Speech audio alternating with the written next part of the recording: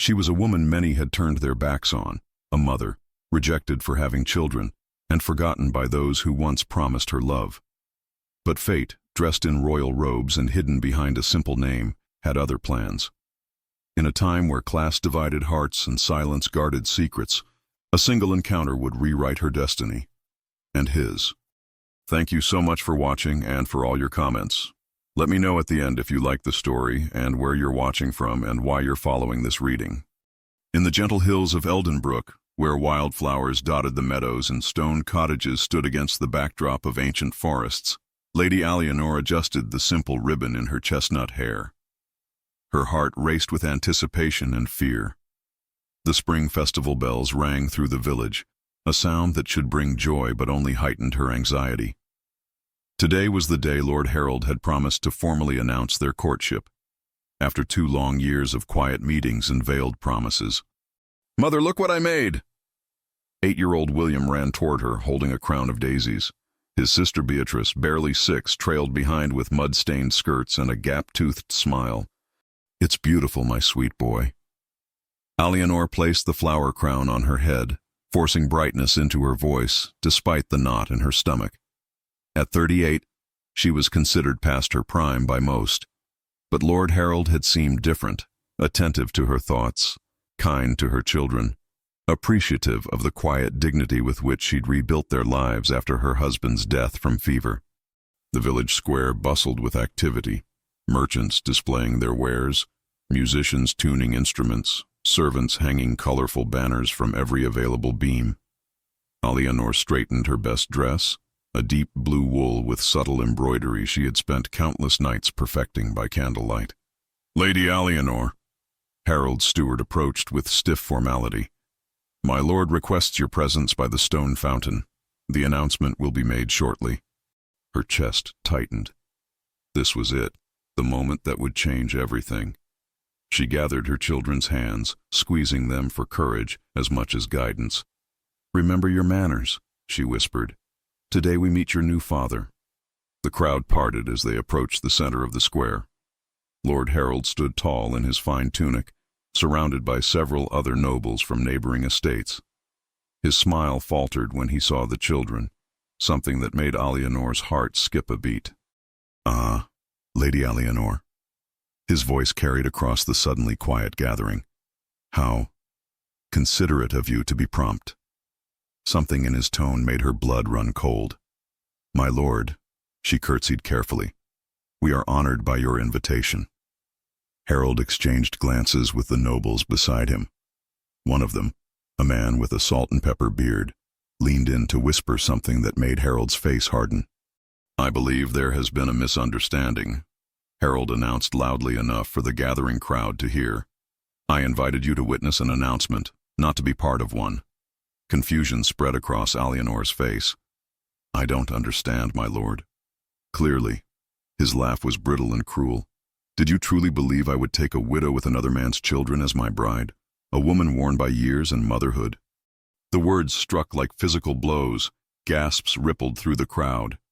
Alienor felt her cheeks burn with humiliation as William clutched her skirts tighter. "You told me," she began, her voice barely audible. "I told you what a lonely widow wished to hear." Harold cut her off coldly. "You were amusing company for a time, nothing more. My betrothal to Lady Catherine of Westmere will be announced today, a proper match with a maiden of noble breeding." Muffled laughter spread through the onlookers. Alienor stood frozen, the daisy crown suddenly feeling like a mockery atop her head. "Mother?" Beatrice's small voice quavered. "Why is everyone laughing?" That innocent question broke the spell. Alienor straightened her spine and lifted her chin, though her eyes brimmed with unshed tears. "We're leaving now, children." Her voice came out steadier than she felt. "Lord Harold has important business that doesn't concern us." With remarkable composure, she turned away from the smirking nobleman, holding her children's hands firmly. The walk through the parting crowd felt endless, each step heavy with the weight of public humiliation. "This is why widows shouldn't reach above their station," a woman hissed as they passed. "Those poor bastard children," another muttered, not bothering to lower her voice. Alienor kept walking, her face a mask of dignity even as her heart shattered within her chest. Only once they had reached the edge of the village did she allow a single tear to escape, quickly brushed away before the children could notice. Unknown to her, a pair of intense blue eyes watched her retreat from beneath the hood of a simple merchant's cloak. The observer stood apart from the gossiping villagers, his jaw tightened in disgust at the spectacle he had witnessed. This merchant was, in truth, King Edmund of Arthenwood, 40 years old and widowed himself for 5 years. He had ventured into the countryside disguised as a common trader, inspecting the southern fiefdoms incognito, a practice that had helped him understand his kingdom better than any royal progress ever could. He had not planned to attend the village festival, but something about the commotion had drawn him in. Now, watching the straight-backed woman lead her children away with such quiet dignity, despite her public humiliation, he felt an unexpected surge of admiration. "Disgraceful display," muttered a voice beside him. A ruddy-faced blacksmith shook his head. "Lord Harold's always been cruel to those beneath him. That poor woman's been helping heal the sick since her husband died. Never asked for charity once." Edmund's interest deepened. "You know her?" "Lady Alienor. Everyone knows her. Best herbalist in 3 villages. Widow of Sir Thomas, who died fighting mountain raiders. She's raised those children alone for 5 years, running their small farm and healing the sick. Harold's been leading her on for nearly 2 years, visiting her cottage, bringing gifts, making promises. The whole village thought he meant to marry her." Edmund watched Alienor's retreating figure, the simple ribbon in her hair catching the sunlight as she disappeared down the dirt path leading away from the village center. Something in the graceful way she carried herself struck him, a natural nobility that had nothing to do with bloodlines or titles. "A woman of substance, then," Edmund said quietly. "More substance than most nobles I've met," the blacksmith agreed, not realizing he was speaking to his king. As the festival resumed around him, Edmund remained still, his thoughts churning. His royal horse waited hidden in the forest nearby, where his 2 most trusted guards kept watch. He should return to them, continue his journey, focus on the border disputes that had prompted this secret inspection tour. Instead, he found himself wondering about the small cottage at the edge of the village where a woman of remarkable dignity had just retreated with her wounded heart. In that moment, though neither of them knew it, the fates of a humble healer and the most powerful man in the kingdom had become irreversibly intertwined. For Edmund, who had spent 5 years drowning in political machinations and the cold loneliness of the throne, had glimpsed something rare and precious, strength wrapped in gentleness, pride without arrogance, beauty untouched by artifice. And something long dormant within the king's heart had awakened. The gentle morning mist clung to the valleys of Eldenbrook as Alienor knelt in her small herb garden. 3 days had passed since her public humiliation, yet the whispers and stares continued whenever she ventured into the village for essentials. She had told the children they would be fine, that Lord Harold's rejection changed nothing about their modest but dignified life. But the truth settled in her chest like a stone. The security she had hoped for was now just another broken promise. "Mother, someone's coming." William called from where he'd been stacking firewood. Alienor rose quickly, brushing soil from her apron. Few visitors came to their cottage these days, and she braced herself for more whispered mockery. To her surprise, a tall figure in a traveler's cloak approached along the winding path, the same merchant she had noticed watching from the crowd during her humiliation at the festival. "Good morning," the stranger called, his deep voice carrying a cultured accent he seemed to be attempting to conceal. "I wonder if I might trouble you for some of your healing herbs? The innkeeper speaks highly of your remedies." Up close, Alienor was struck by his appearance. Despite the simple clothing, everything about him radiated quiet authority, from his perfect posture to the clear blue eyes that regarded her with unexpected warmth. His face was handsome in a weathered way, with lines at the corners of his eyes suggesting both laughter and burden. "Of course," she replied cautiously. "What ails you, good merchant?" "Sleeplessness," he answered with a wry smile, "and perhaps a wounded spirit from witnessing too many injustices in my travels." Something in his tone suggested he referred to her treatment at the festival. Heat rose to her cheeks as she turned to gather lavender and chamomile. "I'm called Edric," he offered as he followed her to the garden, a wool merchant from the northern provinces. Alienor, she replied simply, not bothering with the lady that had once preceded her name. What use were empty titles now? And these fine young people? Edric nodded toward William and Beatrice, who watched the stranger with undisguised curiosity. My children, William and Beatrice, she said, a protective edge entering her voice. To her surprise, Edric knelt to their level rather than speaking down to them. Master William, that's impressive woodpile you've stacked. And Lady Beatrice, might that be a castle you're building with those stones? The children beamed at his attention. Beatrice nodded shyly. It's for the fairies that protect our garden. A wise precaution, Edric replied with convincing seriousness. Fairy guardians are essential for any proper herb garden. Alienor felt the tightness in her chest ease slightly as she wrapped the herbs in a small cloth. When she tried to refuse his payment, Edric insisted, placing several silver coins in her palm, far more than the herbs were worth. This is too much, she protested. Not for peace of mind, he countered. Besides, I've been told you're also the finest seamstress in the region. Perhaps you might mend my cloak another day. It's seen too many roads. Before she could refuse, he had already bowed and taken his leave, promising to return. Alienor watched him go with a mixture of suspicion and interest. There was something unusual about this merchant, something that didn't quite fit, like a finely crafted key in the wrong lock. Against all reason, Edric returned the following day, and the day after that. Each visit brought small gifts, a wooden toy for Beatrice, a book of maps for William, but more importantly, conversation that didn't drip with pity or judgment. He spoke of distant places, of philosophy and poetry, in a way that made Alienor increasingly certain he was no ordinary wool merchant. On the fourth day, she found him examining her damaged garden fence after a wild boar had crashed through it during the night. This won't do, he declared, removing his cloak. The herbs will be trampled by deer without proper protection. You needn't trouble yourself, Alienor protested, but Edric was already rolling up his sleeves, revealing forearms corded with muscle. I insist, he said simply. William can help me. It's good for a man to learn these skills. As they worked, Alienor noticed calluses on Edric's hands, not the rough, uneven sort of a laborer, but the distinct pattern of someone who had trained with weapons.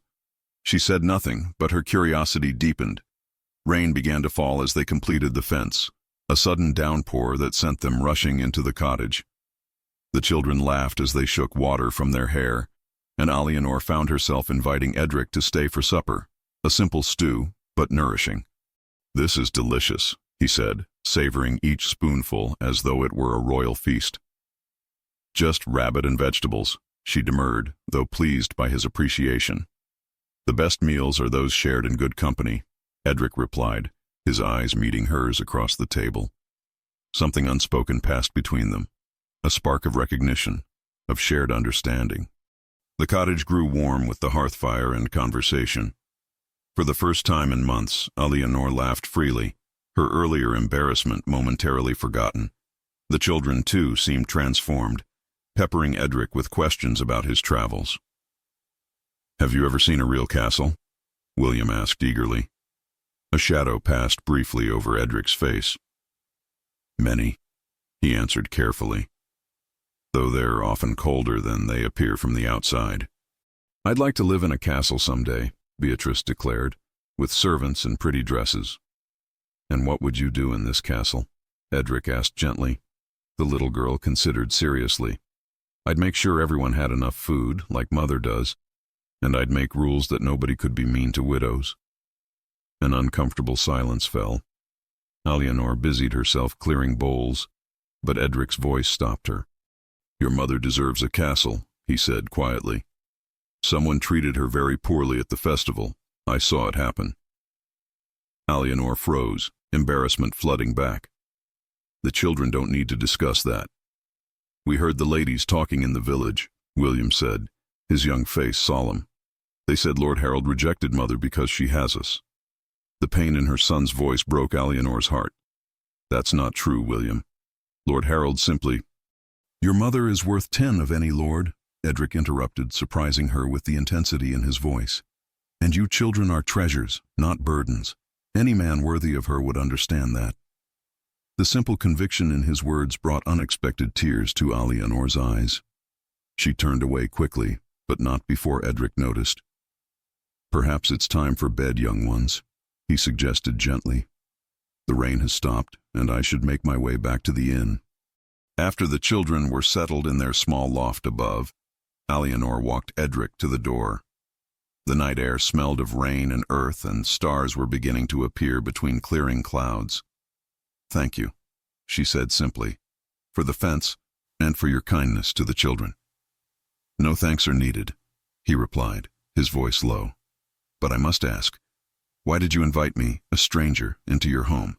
These are dangerous times." She considered his question seriously. "You don't look at me with pity," she finally answered. "Everyone else does now. But when you look at me, I feel seen, as if I'm still the person I was before the festival." In the dim light, his expression softened. "You're more than the person you were before. Adversity reveals character, Lady Alianor, and yours shines like the North Star, constant and true." He spoke her title with respect rather than mockery, and something long dormant fluttered in her chest. "You speak too well for a wool merchant," she observed, a hint of challenge in her voice. "Perhaps I've read too many books in lonely inn-rooms," he countered with a small smile. "Will you allow me to visit again? The fence may need reinforcement." "The fence is perfectly sound," she replied, but her lips curved upward. "But there's always wood to be chopped." His answering smile made her heart beat faster. As he disappeared into the darkness, Alianor hugged herself against the night chill, confused by emotions she had thought long buried beneath practicality and motherhood. In the shadows beyond the cottage, Edmund removed his merchant's hat, allowing himself a moment of truth beneath the stars. The disguise he wore felt increasingly like a betrayal of the genuine connection forming between them. Each day spent in Alianor's company made his inevitable return to court more daunting. Back at the Royal Hunting Lodge, where he allegedly conducted trade negotiations, his trusted advisor, Sir Roland, awaited with growing concern. "Your Majesty," the elderly knight whispered when Edmund entered, "3 urgent dispatches have arrived from the capital. The council grows restless. Lady Seraphine's father threatens to withdraw his support for the northern garrison if you delay the betrothal announcement further." "Politics," Edmund muttered, removing his disguise. "Always politics." "The kingdom requires stability, sire," Roland reminded him gently. "A royal marriage to Lady Seraphine would secure the northern borders and please the nobility." Edmund stared into the fire. "And what of the king's happiness, Roland? Does that count for nothing?" "A king's happiness is his kingdom's prosperity," the old knight answered, the well-worn saying falling flat between them. "I met someone," Edmund admitted quietly. "A woman of remarkable grace. She has nothing, no title that matters, no wealth, no powerful family, yet she carries herself with more dignity than any court lady I've known." Roland's face paled. "Sire, surely you aren't suggesting—" "I'm suggesting nothing," Edmund interrupted sharply. "I'm merely speaking aloud the thoughts of a man, not a crown. Allow me that much, old friend." The knight bowed his head in acquiescence, but his worried expression spoke volumes.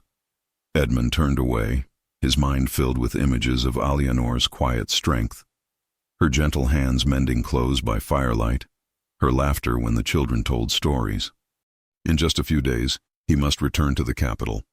The announcement of his betrothal to Lady Seraphine couldn't be delayed much longer without risking political alliances vital to the kingdom's security.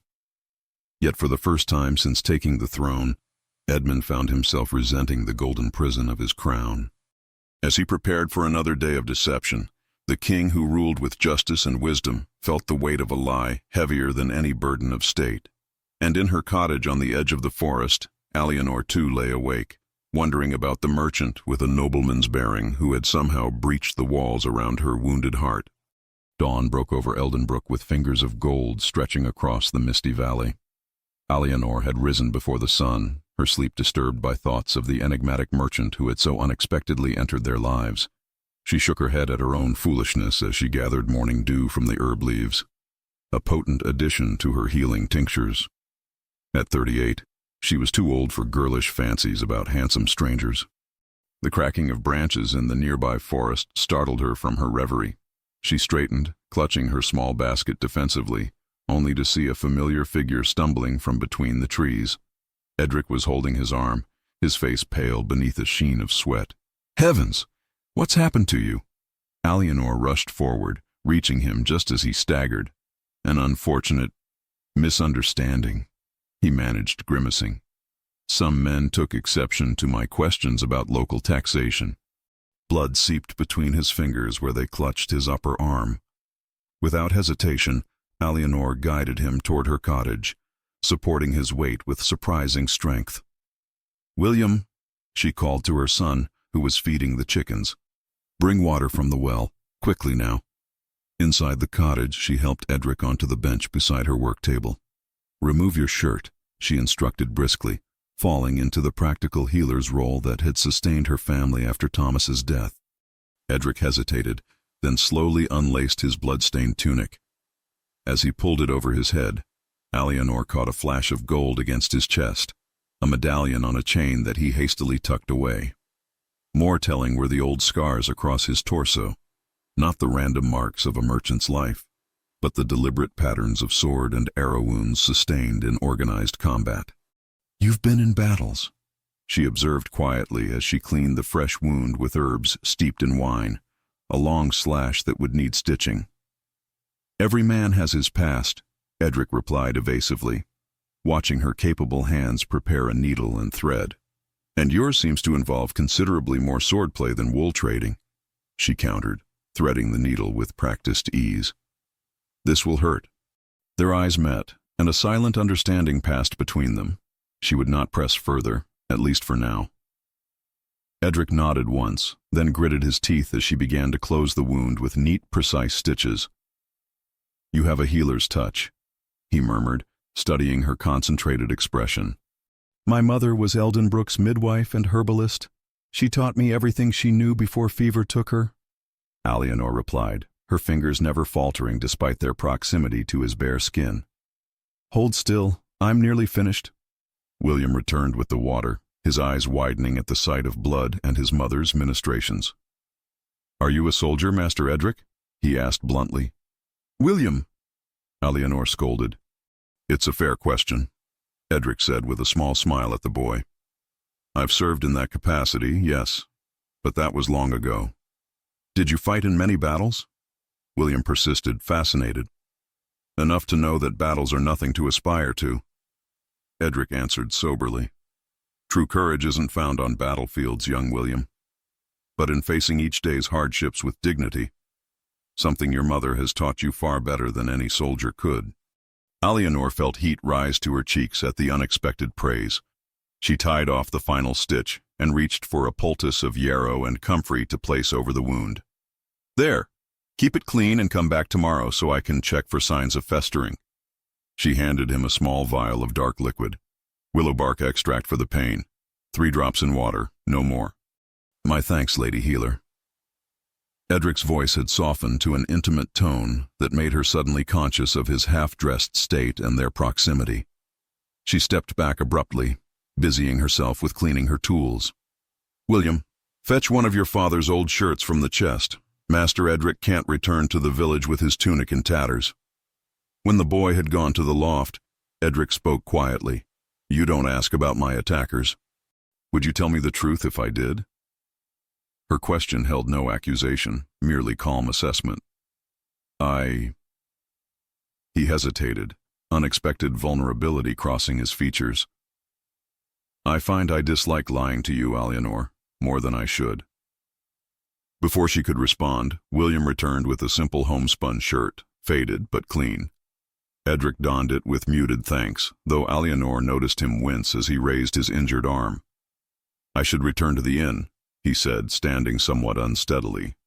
"Nonsense," Alienor replied firmly. "That wound needs rest. You'll stay for a meal at least." Outside the cottage window, dark clouds gathered on the horizon, promising another downpour. The opportunity for Edric to leave without argument disappeared with the first thunderclap. By midday, rain pounded the thatched roof, and Alienor found herself sharing another meal with the mysterious merchant who seemed less like a wool trader with each passing hour. Beatrice, delighted by their guest, proudly showed him the doll she had fashioned from straw and scraps of fabric. "Her name is Queen Eleanor," the child announced. "She rules the whole kingdom and makes all the laws." "A formidable monarch indeed," Edric replied with exaggerated solemnity that made the little girl giggle. "And what laws does Queen Eleanor decree?" Beatrice considered, her small face serious. "Everyone must have enough bread, and no one can make fun of other people, and," she lowered her voice to a whisper, "the king must dance with the prettiest lady at every ball." Alienor laughed softly. "It seems your queen has her priorities in order." "Indeed," Edric agreed, though something like sadness flickered in his eyes. Would that real governance were so straightforward. "You speak as though you have experience with courts and kingdoms," Alienor observed, pouring him more cider. "I've observed their workings," he allowed cautiously, "enough to know that Queen Eleanor's laws show more wisdom than many a crowned head." The conversation shifted to lighter topics as the afternoon wore on. Despite her suspicions about his identity, Alienor found herself enjoying Edric's company, his thoughtful observations, and the way he truly listened when she spoke, a rare quality in any man, let alone one of obvious breeding and education. As evening approached and the rain finally ceased, Edric rose to take his leave. "I've imposed on your kindness long enough." "You're welcome to stay," Alienor offered, surprising herself. "The children would be pleased, and your wound will heal better for your care," he finished warmly. "But I must attend to certain matters. I'll return tomorrow if I may." At the door, he paused, turning back to face her. In the fading light, his expression was troubled. "Alienor, he began, then stopped. "There are things I cannot yet explain, but I want you to know that my regard for you and the children is genuine. Perhaps the only genuine thing in my life right now." The raw honesty in his voice touched something deep within her. "We all have secrets, Edric. Whatever yours may be, they don't diminish the kindness you've shown us." He reached for her hand, raising it to his lips in a gesture far more courtly than merchant-like. "Until tomorrow, then." As he disappeared down the darkening path, Alienor closed the door slowly, her hand still warm where his lips had touched it. Something was happening between them, something both wonderful and dangerous. Her hard-won practical nature warned her to guard her heart, while another part, long dormant, whispered of new possibilities. Meanwhile, in the forest beyond Eldenbrook, Edmund met with Sir Roland in a small clearing, away from prying eyes and ears. "You were attacked?" The elderly knight examined the bandaged wound with concern. "By the heavens, sire, this disguise has gone too far. Had that blade struck a handspan lower?" "But it didn't," Edmund interrupted.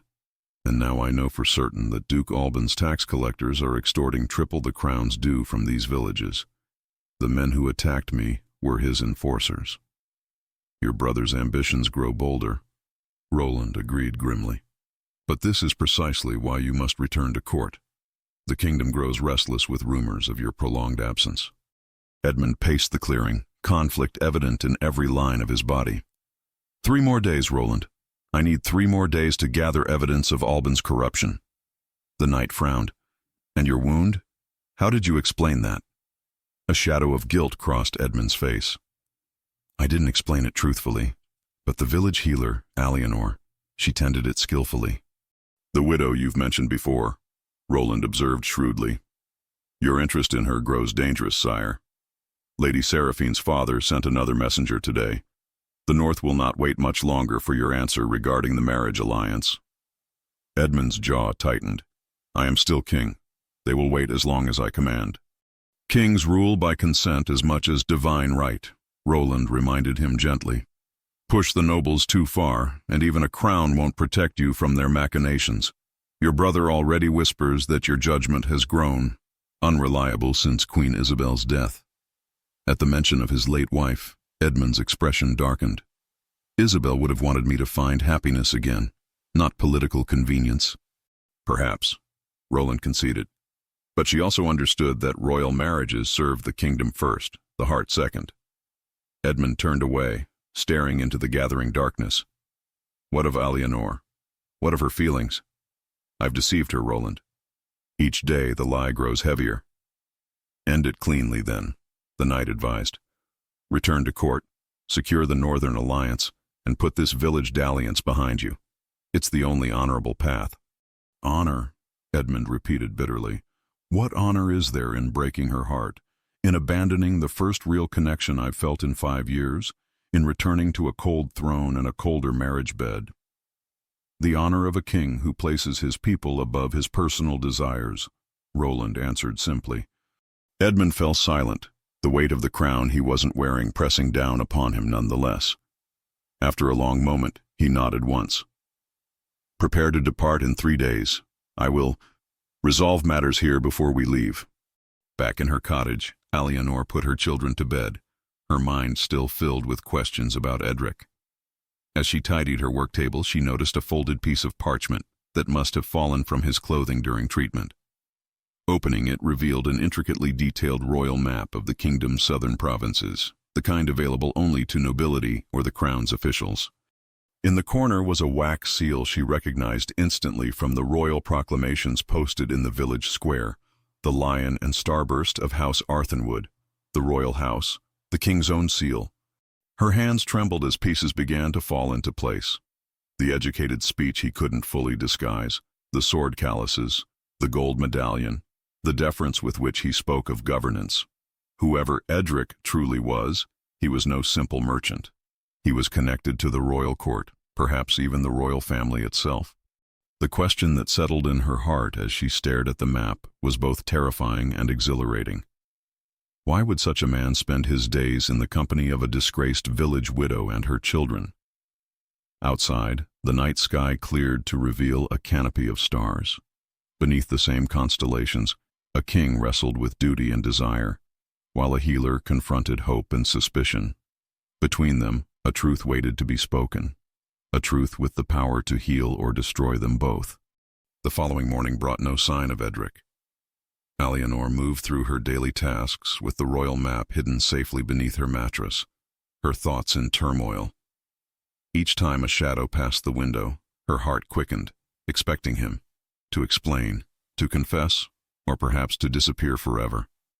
By afternoon, when he still hadn't appeared, a hollow disappointment settled in her chest. "Mother, when is Master Edric coming back?"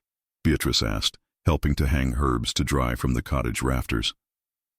"He promised to tell me more stories about the sea." "I'm sure he's simply busy with his trade," Alianor replied carefully, unwilling to voice her growing suspicions to the children. They had already lost so much: their father, their security, and now their brief friendship with the mysterious stranger who had brightened their days. As twilight approached, dark clouds gathered on the horizon, pregnant with the promise of a violent storm. Wind whipped through the valley, bending trees and scattering chickens into the coop. William helped secure the shutters while Alianor brought in everything that might blow away. "Mother, look!" William pointed toward the forest path just as the first fat raindrops began to fall. A figure was approaching, hunched against the rising wind. But it wasn't Edric. It was a village boy, Tam, who sometimes carried messages for travelers staying at the inn. "Lady Alianor," he called, breathless from running, "Master Edric bade me bring you this." He thrust forward a small package wrapped in oilcloth. "Said it's important you get it before the storm breaks proper." "Is he well?" she asked, accepting the package while shielding the boy from the increasing rain. "Seemed troubled, milady. Said he'd come himself but had urgent business." Tam shifted uncomfortably. "There's strange folk at the inn today. Royal guards they look like, though not in full colors. All very hush-hush." Alianor's stomach tightened. Royal guards. The map. Her suspicions coalesced into certainty. "Thank you, Tam. Take this for your trouble." She pressed a small coin into his palm. "Now hurry home before the worst hits." Inside, with the children occupied by their evening tasks, Alianor unwrapped the package with trembling fingers. Inside was a small vial of expensive-looking ink, a quill, and a folded note sealed with plain wax. No royal insignia this time. Breaking the seal, she read, "Lady Alianor, Forgive my absence. Circumstances beyond my control demand my attention. The ink is for William. I noticed his interest in maps and letters. A small token of appreciation for your healing skills and hospitality. I hope to return before nightfall to explain more. But if the storm prevents this, know that I carry your kindness with me like a light in darkness. Yours in sincere friendship, Edric. The carefully neutral words told her nothing and everything. Whatever his true identity, Edric was preparing to leave, perhaps as soon as the storm passed. The thought brought an unexpected ache. Outside, the skies opened completely. Rain pounded the thatched roof with increasing fury, wind howling through every crack in the cottage walls.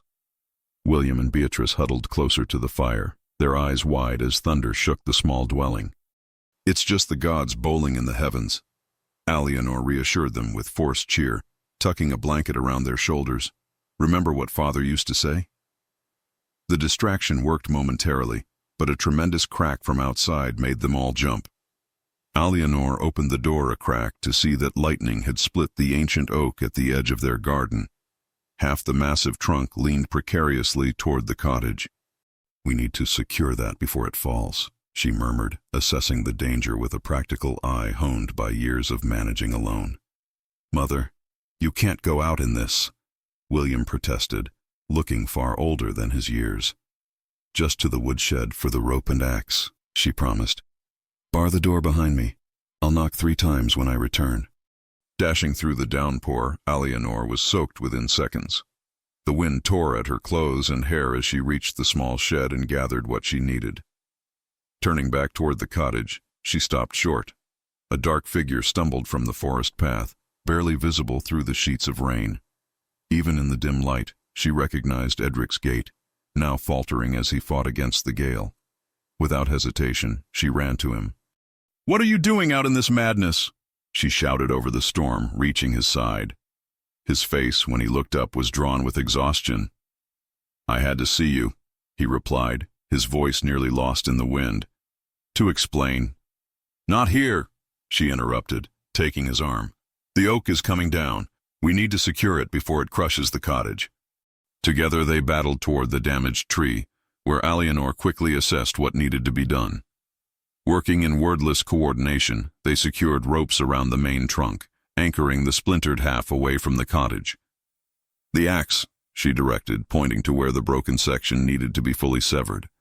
Edmund, for he had abandoned all pretense of being merely Edric in the midst of crisis, swung the axe with practiced strength. Despite his wounded arm and the raging elements, each blow landed with precision. The split portion finally crashed to the ground, safely distant from the dwelling. They stood in the pouring rain, breathing hard from exertion, faces inches apart as they shouted to be heard. "We need to get inside." Alianor gestured toward the cottage where 2 small faces peered anxiously from the window. Once inside, soaked to the skin and dripping onto the packed earth floor, an awkward silence fell between them. The children broke it by rushing to Edric with excited questions about the storm and the fallen tree. Alianor busied herself stoking the fire and finding dry clothes. "Here," she said, handing him another of Thomas's old shirts. "You're shivering. Change by the fire while I check on the roof. This storm isn't finished with us yet." When she returned from her quick inspection of the cottage's integrity, Edric stood by the hearth in the dry clothing, his wet garments steaming on a chair nearby. The soft firelight illuminated his face, revealing new lines of worry she hadn't noticed before. Without his carefully maintained posture and guarded expressions, he looked both more vulnerable and more commanding. A man of power carrying a heavy burden. Their eyes met across the small room, and Alianor knew with sudden clarity that this night would change everything between them. "Children," she said gently, "prepare for bed now. The storm has done its worst." "But Mother," William protested, "Master Edric only just arrived." "And he'll still be here in the morning," she replied, with a questioning glance at their guest. "Indeed I will," he confirmed, his deep voice carrying a promise that extended beyond the simple words. "The roads will be impassable until tomorrow at least." Once the children were settled in the loft, though unlikely to sleep with excitement and storm energy still coursing through them, Alienor poured 2 cups of her elderberry wine and handed one to Edric. For the chill, she explained, though both knew the conversation ahead required courage of a different sort. Thank you. He accepted the cup, his fingers brushing hers briefly. Not just for this, for everything these past days. Who are you? Alienor asked quietly, dispensing with preliminaries. Truly. He held her gaze, conflict evident in his expression. If I tell you, everything changes. Perhaps not for the better. I found the map, she admitted, with the royal seal. His shoulders slumped slightly. Of course you did. You missed nothing. He took a long drink of wine before continuing. I am not Edric the wool merchant. I gathered as much, she replied dryly, surprising a brief smile from him. My name is Edmund. He paused, visibly struggling. Edmund of Arthenwood. Though she had suspected something of the sort, hearing the confirmation stole her breath. The king, she whispered. You're the king. He nodded once, watching her face carefully. I often travel my kingdom in disguise. It's the only way to truly understand the lives of my people, to see the corruption that my title otherwise shields me from. Alienor sat heavily on the bench, her mind reeling. Every conversation, every shared meal, every moment of growing closeness between them suddenly recast in a harsh new light. So this was, what, a royal inspection? A diversion from court life? Her voice sharpened with hurt. Were we amusing to you? The widow and her fatherless children? No! Edmund moved toward her, kneeling before her seat so their eyes were level. Alienor, nothing about my time with you has been false except my name and station, my admiration, my friendship, He faltered. My growing feelings, those are real. More real than anything in my life these past 5 years. The raw honesty in his voice made her heart twist painfully. Why tell me now? Why not simply leave, return to your castle and crown? Because I couldn't bear to disappear from your life without explanation, he answered, his blue eyes reflecting the firelight. Because you deserve the truth, even if it brings pain to us both. Pain? She repeated, studying his face. What pain does truth bring to a king? You return to your throne, your power, your... She stopped abruptly as understanding dawned. There's someone waiting, isn't there? Some noble alliance? Some political marriage? Edmund's silence was answer enough. He rose and paced before the fire, the internal struggle evident in every movement of his powerful frame. Lady Seraphine of the Northern Marches, he finally said, his voice flat. The council has been pressuring me for months. Her father controls the mountain passes our armies need to protect the northern borders. The announcement was to be made upon my return to court. I see. Alienor felt suddenly cold despite the blazing hearth. So these past days were merely a pleasant interlude before your real life resumed. Don't. Edmund turned to her, his expression fierce. Don't diminish what has grown between us. These days in Eldenbrook have been the most authentic of my life. For the first time since taking the throne, I've been seen for myself, not my crown. A crash of thunder punctuated his words, making the cottage timbers creak. Rain continued to pound the roof, creating a strange cocoon of isolation around them, as if the rest of the world had been washed away, leaving only this moment, this truth, this impossible connection. What would you have me say? Alienor asked softly. That I'm honored by the king's attention? That I understand duty and necessity? I am not so noble, Edmund. I'm simply a woman who was beginning to hope again. Hope for what? He pressed, moving closer. For companionship. For someone who saw me as more than just a widow with children. Someone who might... She broke off, shaking her head. It doesn't matter now. It matters to me, Edmund insisted, his voice dropping to that intimate tone that had always seemed to reach directly into her heart. Everything about you matters to me, Alienor, more than I can safely admit. The air between them seemed to thicken, charged with unspoken feelings and the dangerous possibility of what could never be. Outside, the storm's fury matched the tumult in Alienor's heart, desire warring with practicality, hope with bitter experience. "You should rest," she said finally, breaking the tension. "The children's pallet by the fire is yours for the night." Edmund accepted the shift in conversation with visible reluctance. "And you?" "I'll share the loft with William and Beatrice," she replied, already gathering blankets, keeping physical distance between them as her emotions threatened to overwhelm her carefully constructed defenses. As she climbed the ladder to the small sleeping area, Edmund's voice stopped her. Alienor. Just her name, spoken with such longing that she had to close her eyes against the wave of answering desire. "Whatever comes after tonight, know that you have awakened something in me I thought long dead. For that alone, I am forever in your debt." Sleep proved elusive for both of them as the storm gradually subsided into gentle rain. Alienor lay awake beside her sleeping children, listening to Edmund's restless movements below. The king of Arthenwood, sleeping on a humble pallet in her cottage. The absurdity of it might have made her laugh if her heart weren't breaking anew with each passing hour. Near dawn, she descended quietly to stoke the dying fire. Edmund sat before the hearth, staring into the embers, his profile noble even in repose. He looked up as she approached, his eyes reflecting the same sleepless turmoil she felt. Without a word, he held out his hand. After a moment's hesitation, she took it, allowing him to draw her down beside him on the pallet. "I don't want to leave," he confessed in a whisper. "For the first time in my life, I wish I were truly just a merchant, free to choose my own path, free to stay." Alienor's resolve crumbled at the naked vulnerability in his expression. Her hand rose of its own accord to touch his face, tracing the strong line of his jaw. "And I wish I could ask you to," she whispered back. "But we both know your path leads away from here, away from me."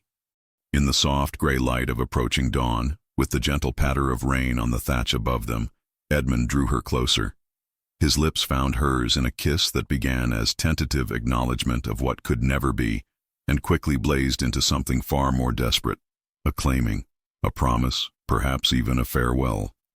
Alienor melted into him, abandoning caution and propriety for this one perfect moment out of time.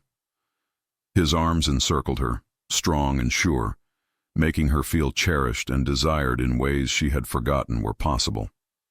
The kiss deepened, speaking of hunger long denied and connection rarely found. When they finally broke apart, both breathing heavily, the first pale light of morning was filtering through the shutters. Reality reasserted itself with cruel swiftness. Above them, the children would soon wake. Beyond the cottage walls, a kingdom waited for its ruler's return. "I must go," Edmund said, his voice rough with emotion. "But this isn't our ending, Alienor. I swear it on my crown and honor." She drew back slightly, searching his face. "What are you saying?" "I don't know yet," he admitted. "But I know I cannot simply walk away and never look back. Give me time to sort through my obligations, to find a way." "A way for what?" Alienor interrupted gently. "There is no future where a king and a village healer build a life together. We both know this." "Perhaps." Edmund's jaw set with familiar determination. "Or perhaps it's time the kingdom's expectations bent to the king's heart, rather than the reverse." Before she could argue further, he kissed her again, briefly but with fierce intensity. "Trust me," he whispered against her lips. "Just a little longer." And as the new day dawned clear after the night's tempest, Alienor found herself clinging to that fragile request, even as reason told her that whatever had blossomed between them had been doomed from the start, a storm-tossed interlude that could never withstand the harsh light of royal reality. The imposing walls of Castle Arthenwood rose against the afternoon sky, their stone faces burnished gold by the setting sun. Edmund stood at his chamber window, still dressed in the riding clothes he'd worn for the journey from Eldenbrook.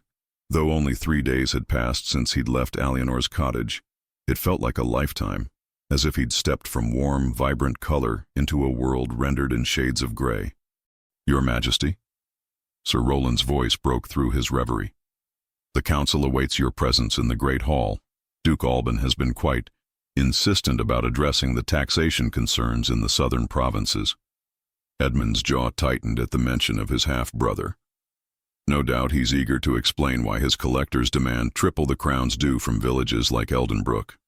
Indeed, sire. Roland's weathered face remained carefully neutral. Lady Seraphine and her father have also arrived. They expect a private audience before the evening meal. Of course they do, Edmund muttered, finally turning from the window. The weight of the crown, both literal and figurative, pressed down upon him once more. Gone was the freedom of being simply Edric, replaced by the suffocating expectations of kingship. Shall I inform them you're indisposed until tomorrow? Roland suggested, noting the king's obvious reluctance. Edmund shook his head. No, best to face it all directly. Have wine sent to my private council chamber. I'll see Lady Seraphine and her father there in 1 hour. And Roland, he paused, his expression softening slightly. Thank you for your patience these past weeks. Few men would have tolerated my digression with such understanding. The elderly knight bowed. My loyalty is to you, Edmund, not merely to your crown. I've served you since you were a boy. I only want your happiness, even if that happiness lies in an impossible direction. Edmund asked quietly. Roland's eyes reflected decades of wisdom. The best paths often appear impossible until someone brave enough walks them. With that enigmatic comment, the knight departed, leaving Edmund to prepare for the confrontations ahead.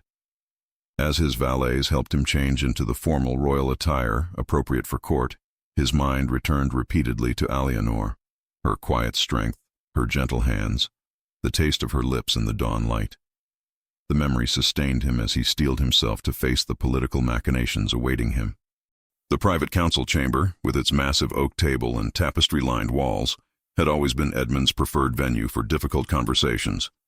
Here, at least, he could speak without the entire court's ears listening for weakness or opportunity. Lord Seraphine entered first, a tall, austere man with iron-gray hair and calculating eyes. His daughter followed, her beauty as cold and perfect as a winter sunrise. At 40, Seraphine possessed the serene confidence of a woman who had never doubted her value or position. Her honey-gold hair was elaborately braided and adorned with pearls, her gown of deep blue silk embroidered with silver threads that caught the light as she moved. Your Majesty. She curtsied with flawless grace. How kind of you to receive us so promptly after your travels.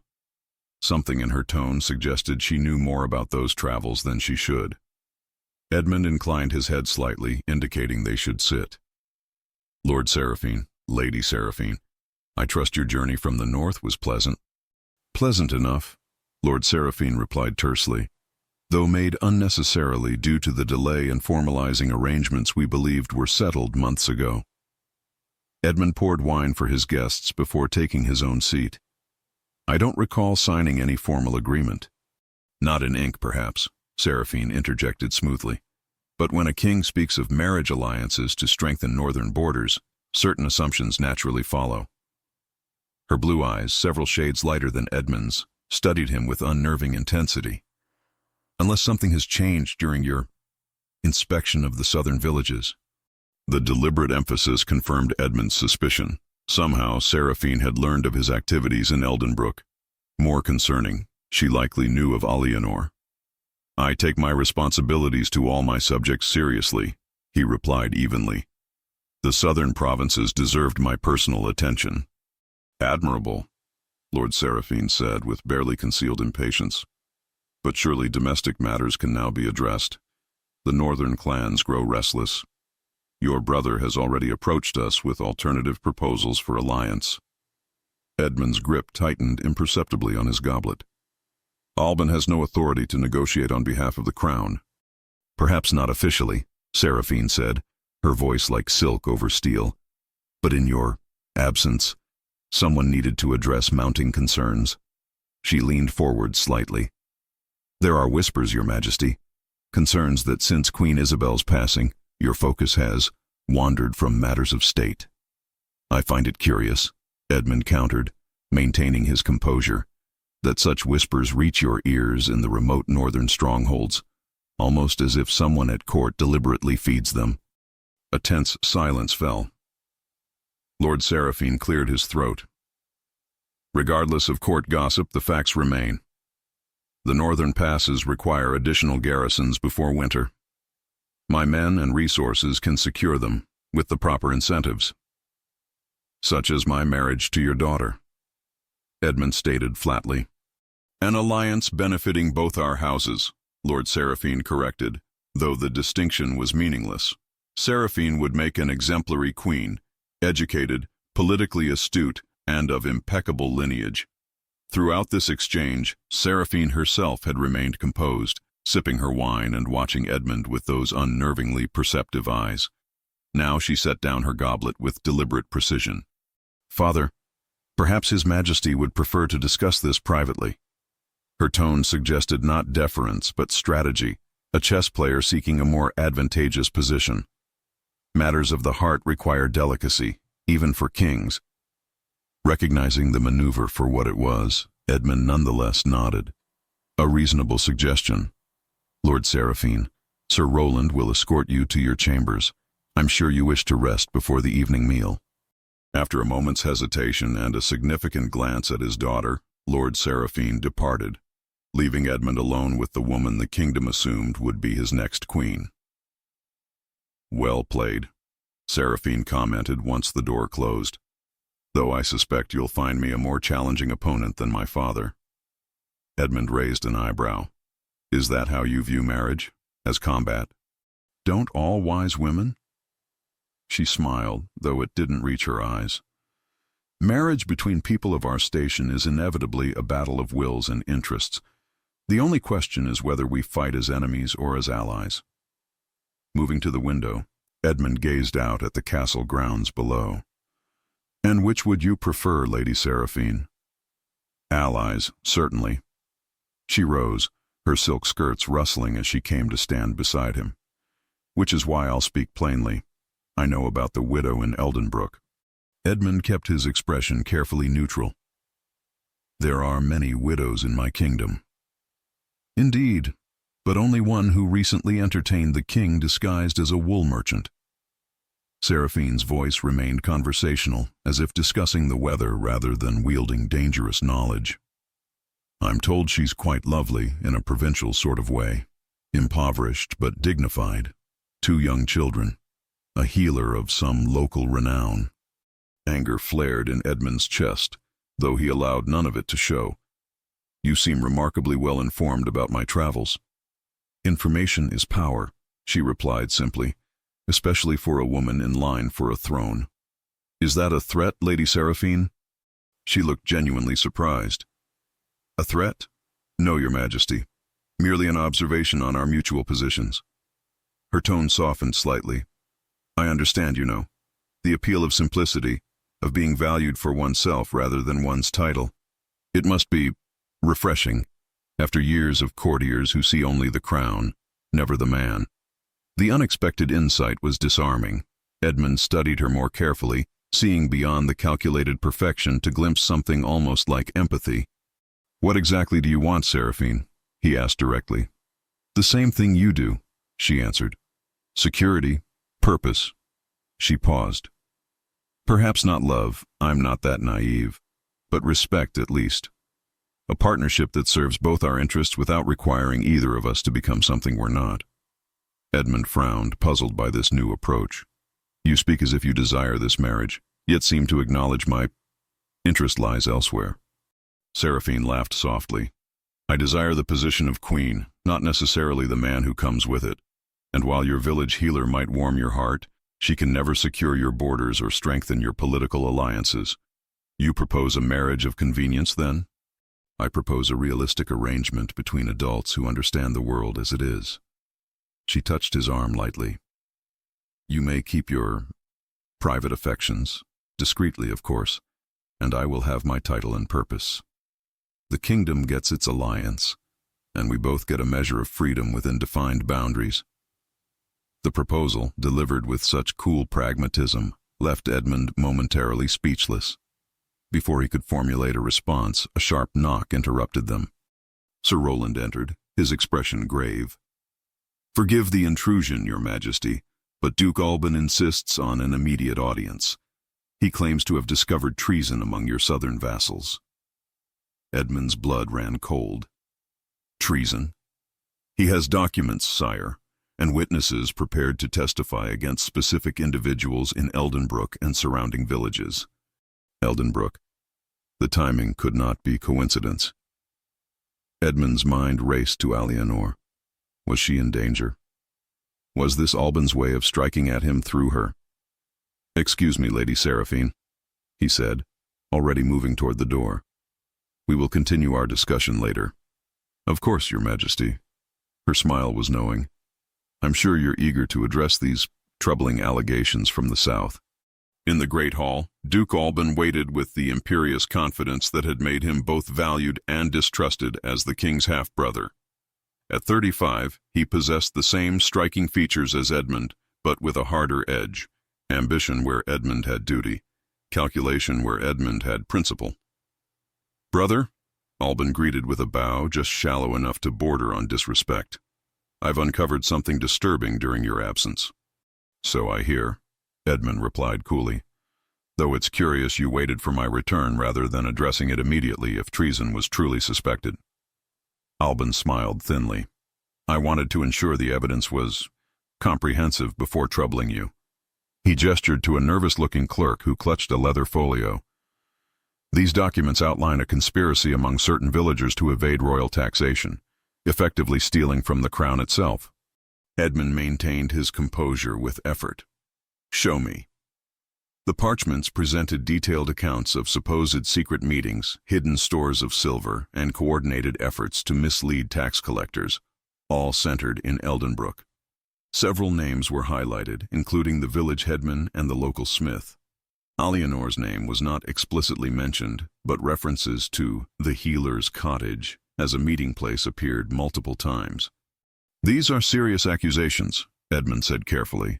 "What evidence supports them beyond these conveniently detailed reports?" "3 witnesses are prepared to testify," Alban replied smoothly, "including Lord Harold, who has significant holdings near Eldenbrook." Lord Harold, the same nobleman who had publicly humiliated Alianor at the spring festival. The connection was too neat to be coincidence. "I see." Edmund handed the documents back to the clerk. "And your recommendation?" Alban's eyes gleamed with barely concealed triumph. "Examples must be made, brother. I suggest immediate arrests, confiscation of property, and public trials. The Crown's authority must be unquestioned, especially in these uncertain times." "Uncertain?" Edmund raised an eyebrow. "Well," Alban spread his hands in a gesture of false concern, "with rumors of your distraction by common entertainments during your travels, some nobles have questioned whether your attention remains firmly on matters of state." The veiled reference to Alianor confirmed Edmund's suspicions. This was no coincidence. It was a calculated attack, using the inhabitants of Eldenbrook as pawns to undermine his authority and potentially eliminate Alianor as a complication. "How interesting that these conspirators remained undetected until now," Edmund observed, his voice deceptively mild. "Almost as if they sprang into existence precisely when needed for political leverage." Alban's expression hardened. "Are you suggesting I fabricated treason, brother?" "I'm suggesting," Edmund replied, rising to his full height and allowing royal authority to fill his voice, "that any accusations of this magnitude require thorough investigation, by myself personally, before action is taken." "The council won't—" "The council serves at my pleasure," Edmund interrupted sharply. "As do you, brother. Remember that." A tense silence fell between them, years of rivalry crystallizing in a single moment of confrontation.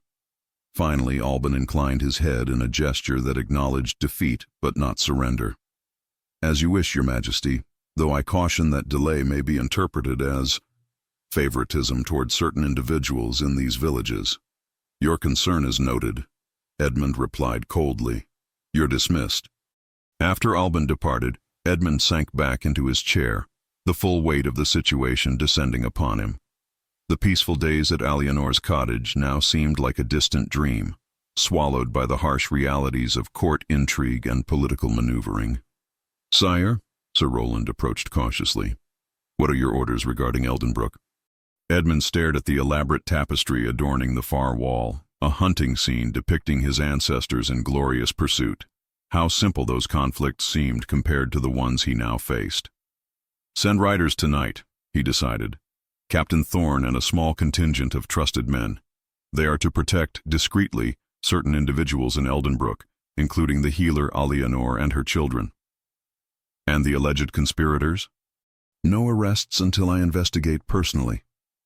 Edmund's expression hardened with determination. This is not merely about taxation or treason, Roland. This is my brother attempting to outmaneuver me using innocent lives as his game pieces. A dangerous game, Roland observed quietly, especially if your personal feelings for the healer become widely known. Edmund met his oldest advisor's concerned gaze. Then perhaps it's time to change the rules of the game entirely. That night, as the castle settled into uneasy slumber, Edmund sat at his writing desk, quill hovering over parchment.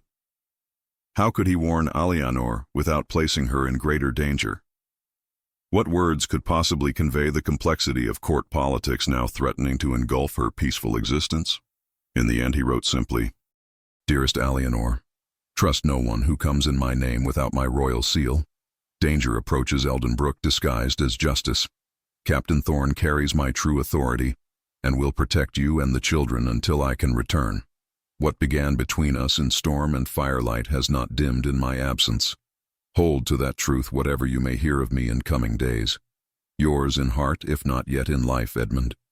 As he pressed his signet ring into the hot wax, sealing his most private feelings alongside his warning, Edmund knew he had reached the crossroads that would define his reign and his life. The path forward would require not just the courage of a king, but the devotion of a man who had glimpsed, however briefly, the possibility of genuine happiness. Dawn broke over Eldenbrook in a wash of pale gold, finding Alianor already at work in her garden. 5 days had passed since Edmund's departure, 5 days of attempting to resume normal life while her heart remained caught between hope and practicality. The children asked daily when Master Edric would return, and each time she offered the same gentle deflection. He has important matters to attend to. More important than us, she didn't say. More important than the brief happiness they'd shared. A king's duties would always outweigh a widow's heart. Lady Alianor, a breathless village boy, young Peter from the mill, raced up the path to her cottage, clutching something in his hand. A rider came to the inn before sunrise, paid me a silver penny to deliver this to you directly. Her heart stuttered as the boy handed her a sealed parchment. The wax bore the unmistakable imprint of the royal seal, Edmund's personal signet. With fingers that trembled slightly, she broke the seal and unfolded the message, scanning the elegant script that she'd come to recognize as his. Is there a reply, milady? Peter asked, shifting from foot to foot. No, she answered softly, tucking the note into her apron pocket. But thank you for your swift delivery. After the boy departed, Alianor retreated to the privacy of her cottage. She read Edmund's message again, more carefully this time, her brow furrowing at the mention of danger and protection. What threat could possibly warrant royal guards for a simple healer and her children? By mid-morning, her question was partially answered when 3 men entered the village on horseback. Unlike the usual tax collectors or traveling merchants, these riders wore the subtle markers of royal service, quality weapons worn with practiced ease, horses of superior breeding, and an air of disciplined vigilance that set them apart from common travelers. Their leader, a weathered man with a neatly trimmed salt and pepper beard, approached her cottage directly. The insignia on his saddle matched the seal on Edmund's letter. Lady Alianor, he inquired with formal courtesy. I am she. She stood in her doorway, wiping herb-stained fingers on her apron, conscious of curious eyes watching from neighboring cottages. Captain Thorn, at your service. He bowed slightly from the saddle. His Majesty sends his regards and has entrusted me with ensuring your household safety.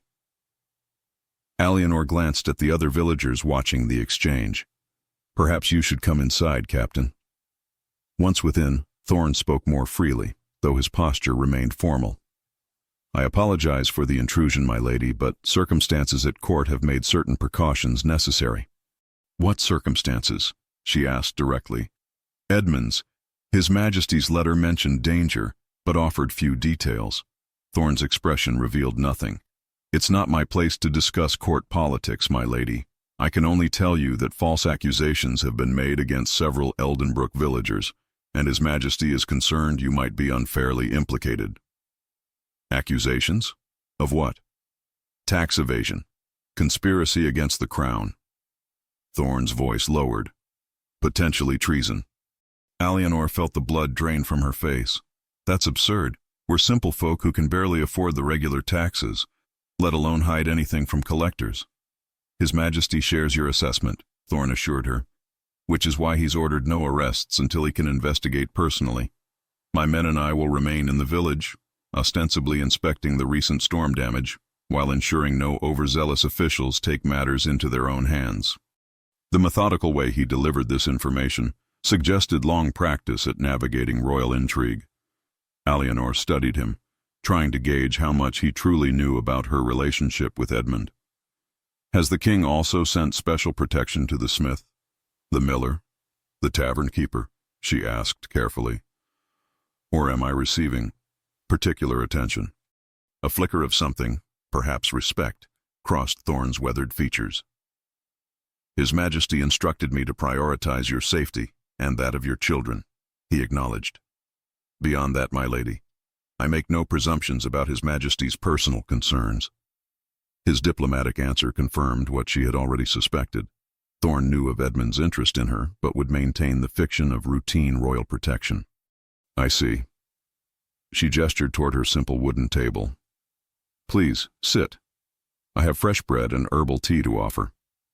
Most kind, Thorne replied, removing his gloves as he took a seat. Over the simple refreshments, he outlined the protective measures his men would implement: unobtrusive but vigilant patrols, strategic placement of observers at village entry points, and direct intervention should any official attempt arrests without proper documentation bearing the king's personal seal. This all seems excessive for a simple taxation dispute, Alienor ventured. Thorne's eyes met hers directly. When kings and their brothers compete for power, my lady, even simple disputes become dangerous battlegrounds. Brothers? She echoed, recalling Edmund mentioning a half-brother during one of their conversations by the fire. Duke Alban has his own vision for the kingdom's future, Thorne said carefully, one that would benefit significantly from any evidence of His Majesty's questionable judgment. Understanding bloomed like ice in her veins. This wasn't merely about taxation, it was about undermining Edmund's authority, possibly using his connection to her as leverage. She had unwittingly become a pawn in a game of royal succession. So my children and I are being protected, not just from false accusations, but from becoming weapons against the crown itself, she concluded quietly. Thorne inclined his head, impressed by her quick grasp of the situation. His Majesty chose well in his concern for you, Lady Alienor. You understand court politics better than many who dwell within castle walls. I understand human nature, Captain. Power and jealousy work the same in royal halls as they do in village squares.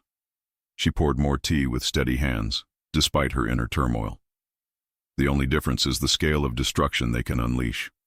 Their conversation was interrupted by running footsteps outside. William burst through the door, eyes wide with excitement. Mother, soldiers are in the village.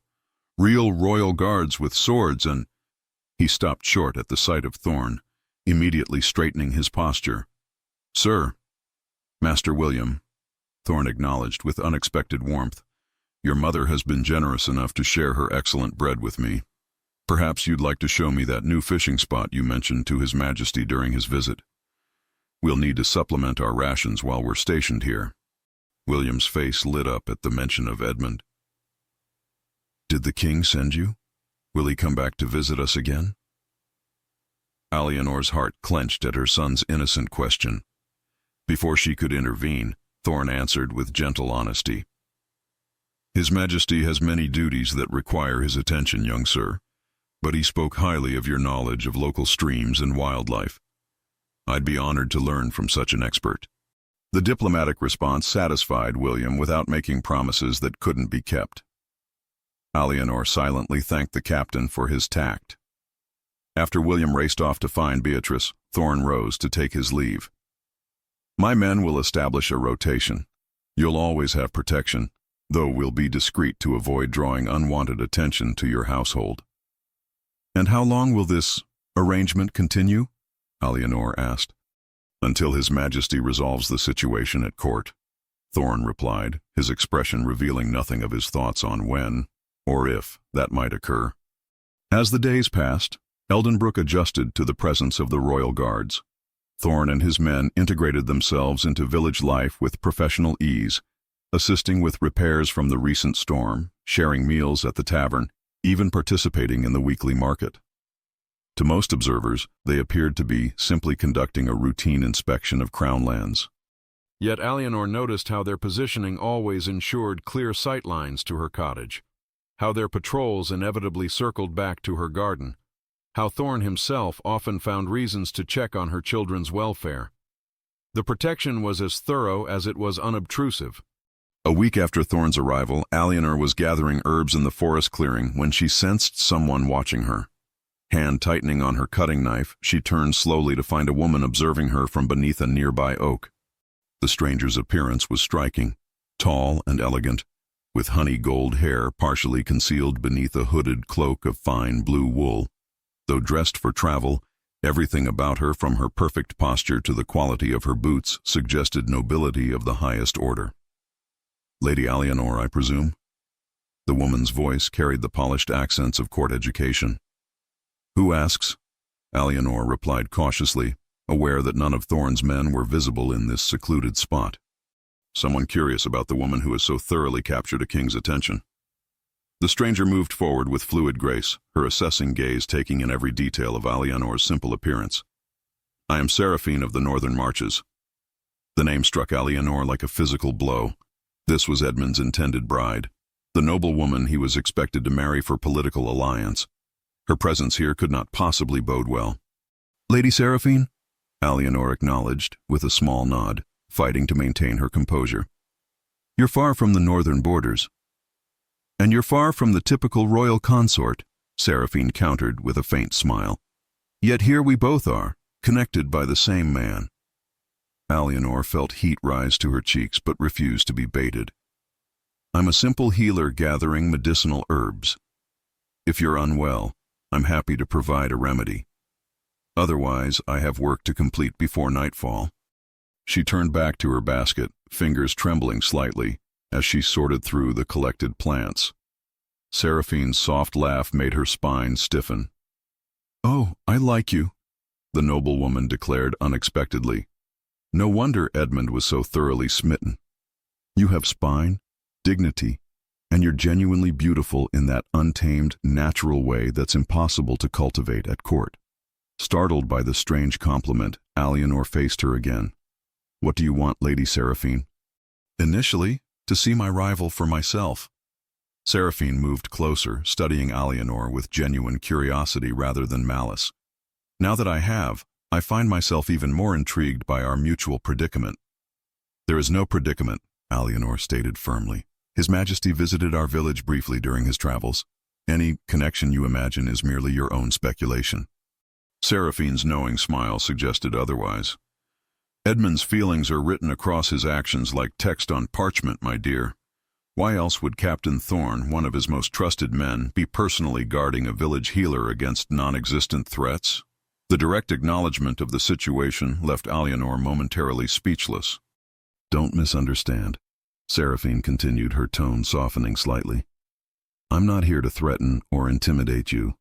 Quite the contrary. I find myself wondering if we might reach an understanding that benefits us both. I don't see how that's possible, Alienor replied carefully. We appear to want the same thing, which only one of us can have. Do we? Seraphine raised an elegant eyebrow.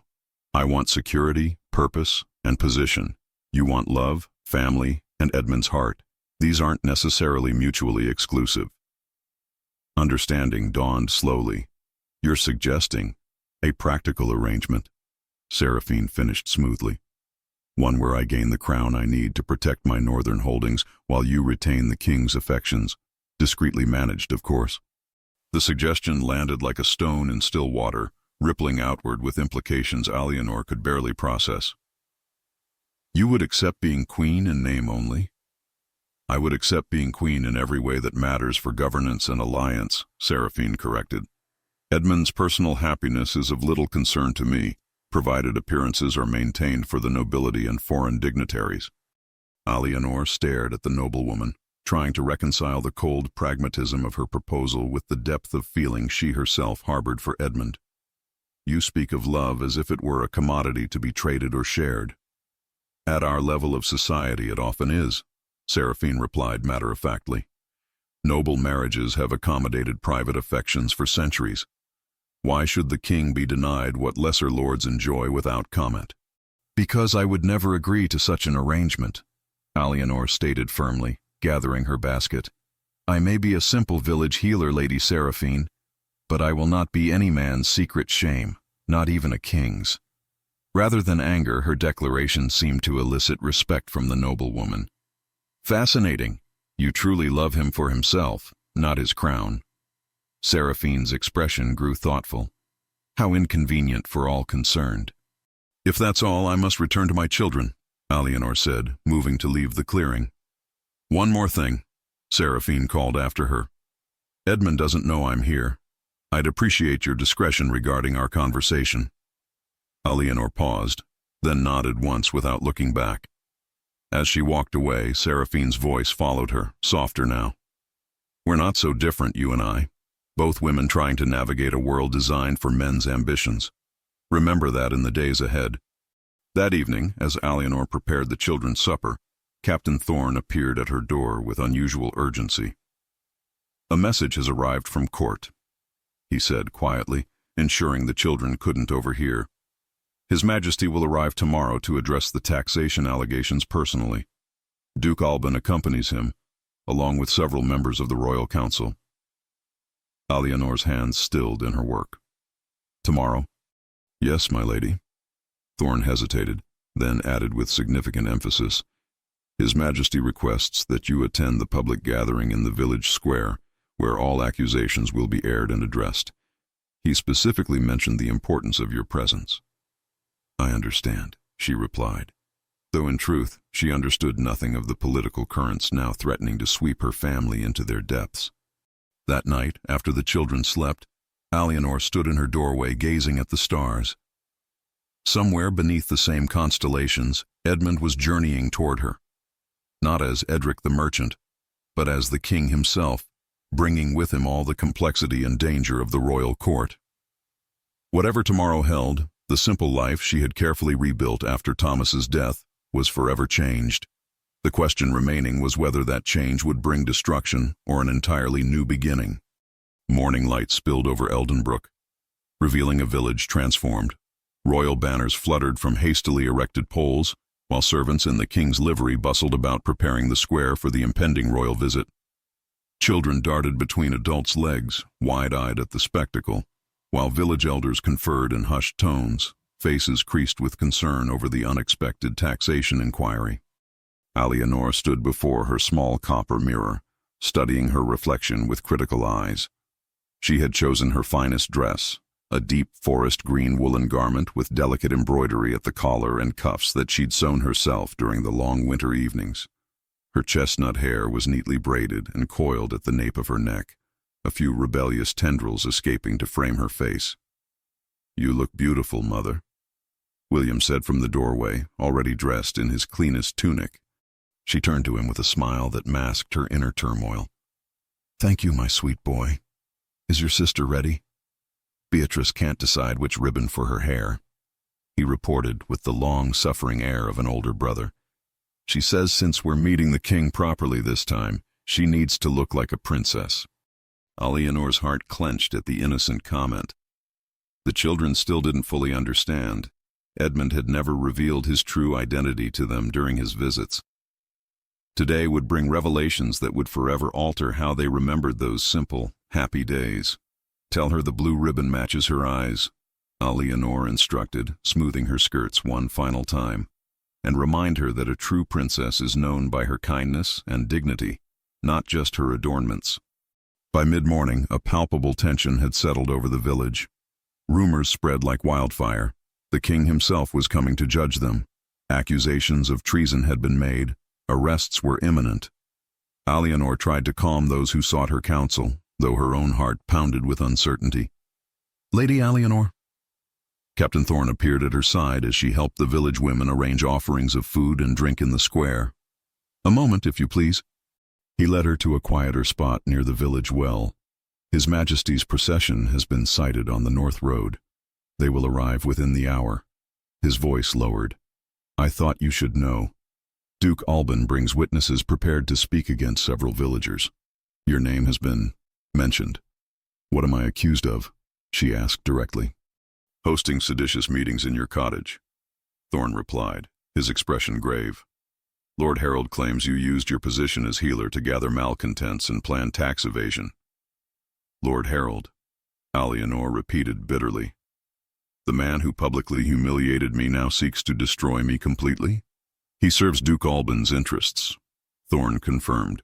"Whether he believes the accusations or simply seeks revenge for your rejection of his advances is unclear." Alianor's spine straightened with resolve. "What would you advise, Captain?"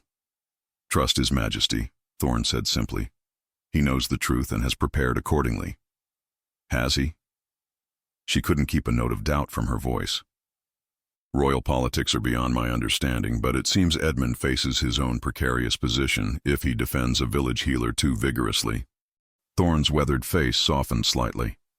"I've served King Edmund since he was Prince Edmund. In 20 years, I've never known him to sacrifice the innocent for political expedience."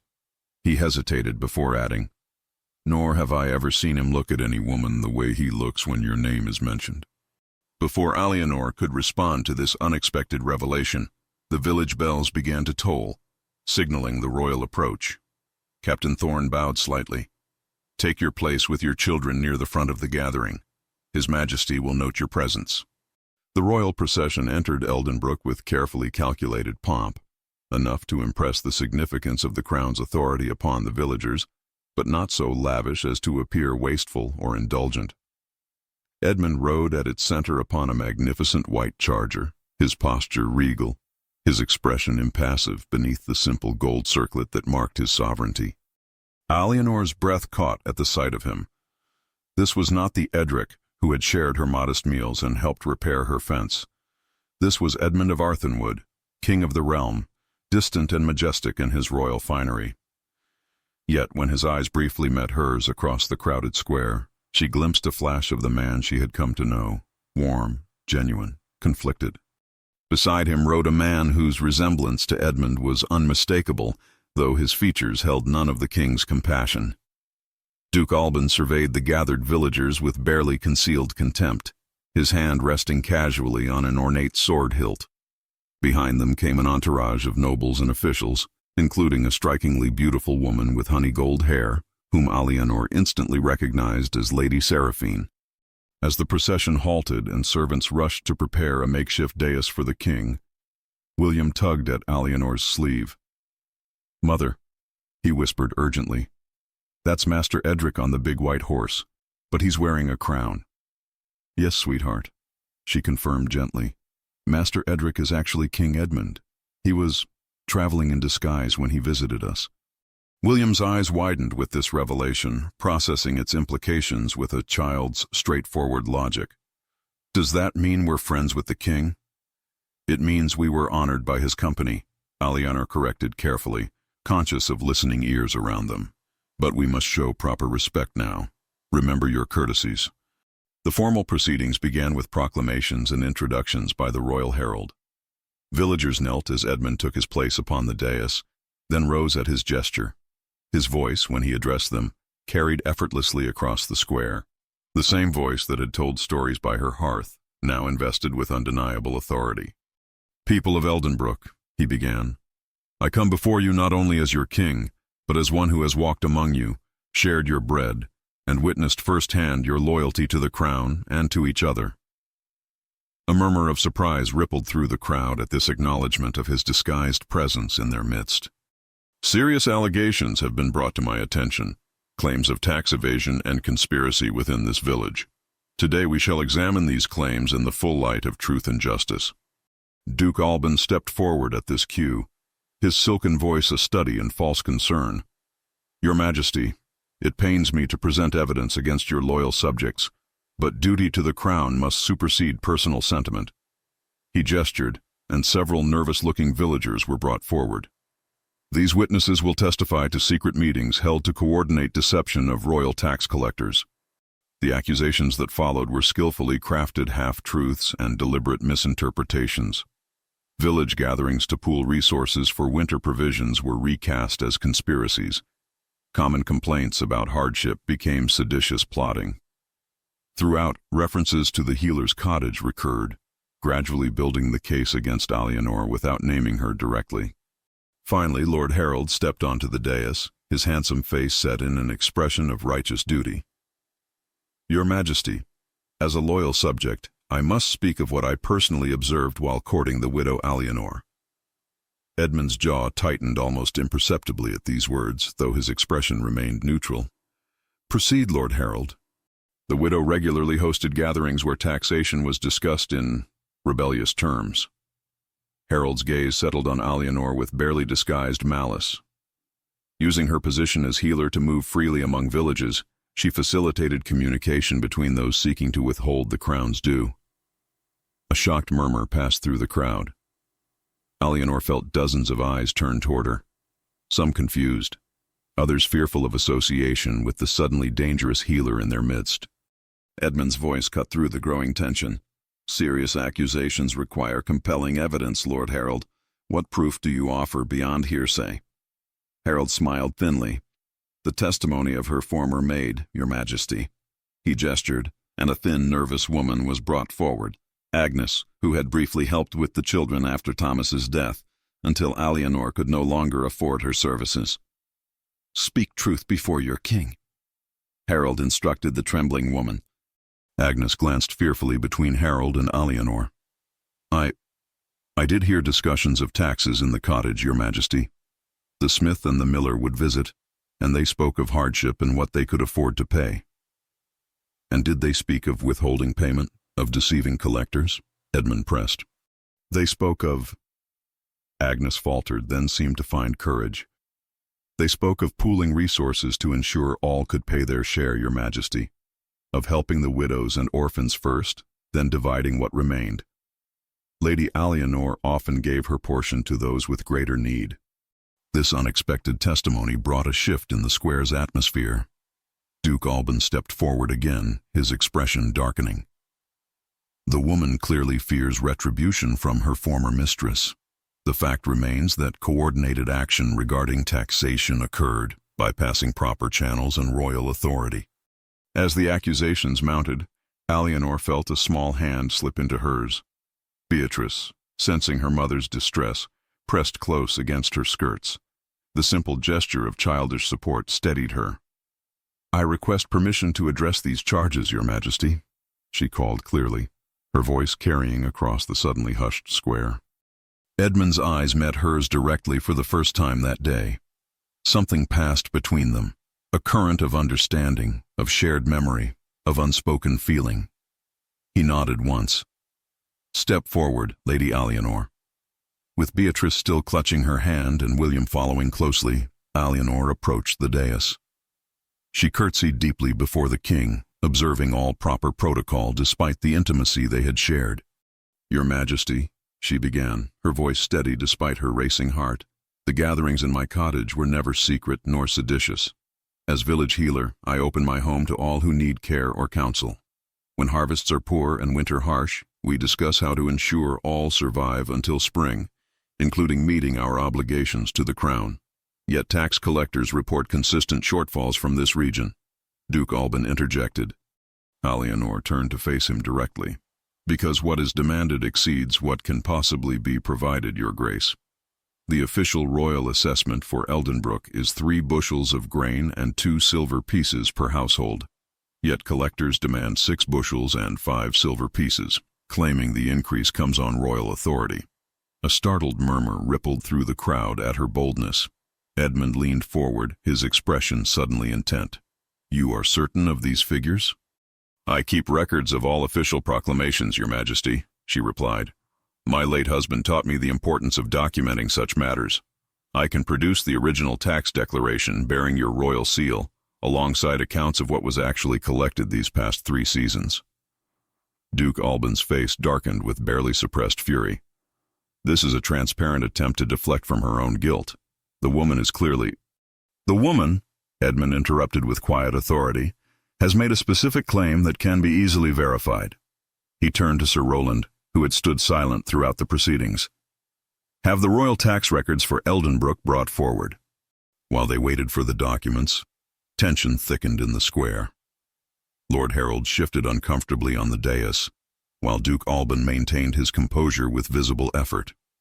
Lady Seraphine watched the proceedings with keen interest, her gaze moving thoughtfully between Edmund and Alienor. The arrival of the records confirmed Alienor's claim. The official assessment was indeed half what had been collected.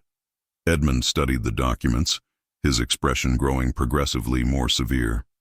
"It appears," he said finally, his voice deceptively mild, "that the true conspiracy is not among the villagers of Eldenbrook, but among those tasked with collecting the crown's due." His gaze settled on Lord Harold. "Would you care to explain how tax collectors operating in your jurisdiction have doubled the royal assessment without authorization?" Harold paled visibly. "Your Majesty, I was not personally aware of the discrepancy. My steward handles such matters, and if irregularities occurred—" "Irregularities?" Edmund's voice sharpened. "Theft from both crown and subject is not an irregularity, Lord Harold. It is a crime that carries severe penalties." Duke Alban stepped forward smoothly. "Brother, surely this administrative oversight, however regrettable, does not negate the broader pattern of coordination among villagers to circumvent proper taxation channels." "The only pattern I see," Edmund replied coldly, "is one of systemic exploitation of those least able to defend themselves, followed by false accusations when they sought merely to survive." He rose from his seat, his presence suddenly filling the square. "I find no treason in Eldenbrook, only loyalty tested beyond reasonable limits." The pronouncement sent a wave of relief through the gathered villagers. Edmund continued, addressing them directly. "Let it be known that I, Edmund of Arthenwood, have witnessed your hardships firsthand. From this day forward, tax collection in all southern provinces will be overseen by crown officers answerable directly to the throne. Any collector demanding more than the official assessment will face royal justice." He turned then to Alienor, who still stood before the dais with her children. Something in his expression softened almost imperceptibly. "Lady Alienor, your courage in speaking truth to power reflects the finest traditions of service to both community and crown. The realm needs such voices of clarity and conscience." "I seek only to protect those in my care, Your Majesty," she replied quietly, "as all of us must do according to our station." The subtle reference to their previous conversations about duty and position was not lost on Edmund. For a brief moment, the king and the healer regarded each other not as sovereign and subject, but as man and woman bound by complicated feelings neither could freely express. The moment broke when Duke Alban spoke again. "A touching resolution to these misunderstandings. Now perhaps we might address the more pressing matter of Your Majesty's forthcoming announcement regarding the Northern Alliance." Edmund's expression cooled instantly. "State matters will be addressed at court, brother, not in a village square." "But surely," Alban pressed with false congeniality, "the people of Eldenbrook would delight in being the first to hear of Your Majesty's betrothal to Lady Seraphine. After your personal interest in their village, such an honor would be most appropriate." The calculated cruelty of forcing this announcement in Alienor's presence was obvious to all who understood the undercurrents at play. A heavy silence fell over the gathering as all eyes turned to Edmund, awaiting his response.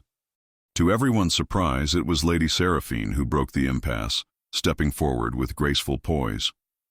"Your Grace is too hasty," she addressed Duke Alban with ice beneath her courteous tone. "No formal betrothal exists to announce. His Majesty and my father continue discussions regarding alliance, but wisdom suggests resolving the current northern border disputes before proceeding with any personal arrangements.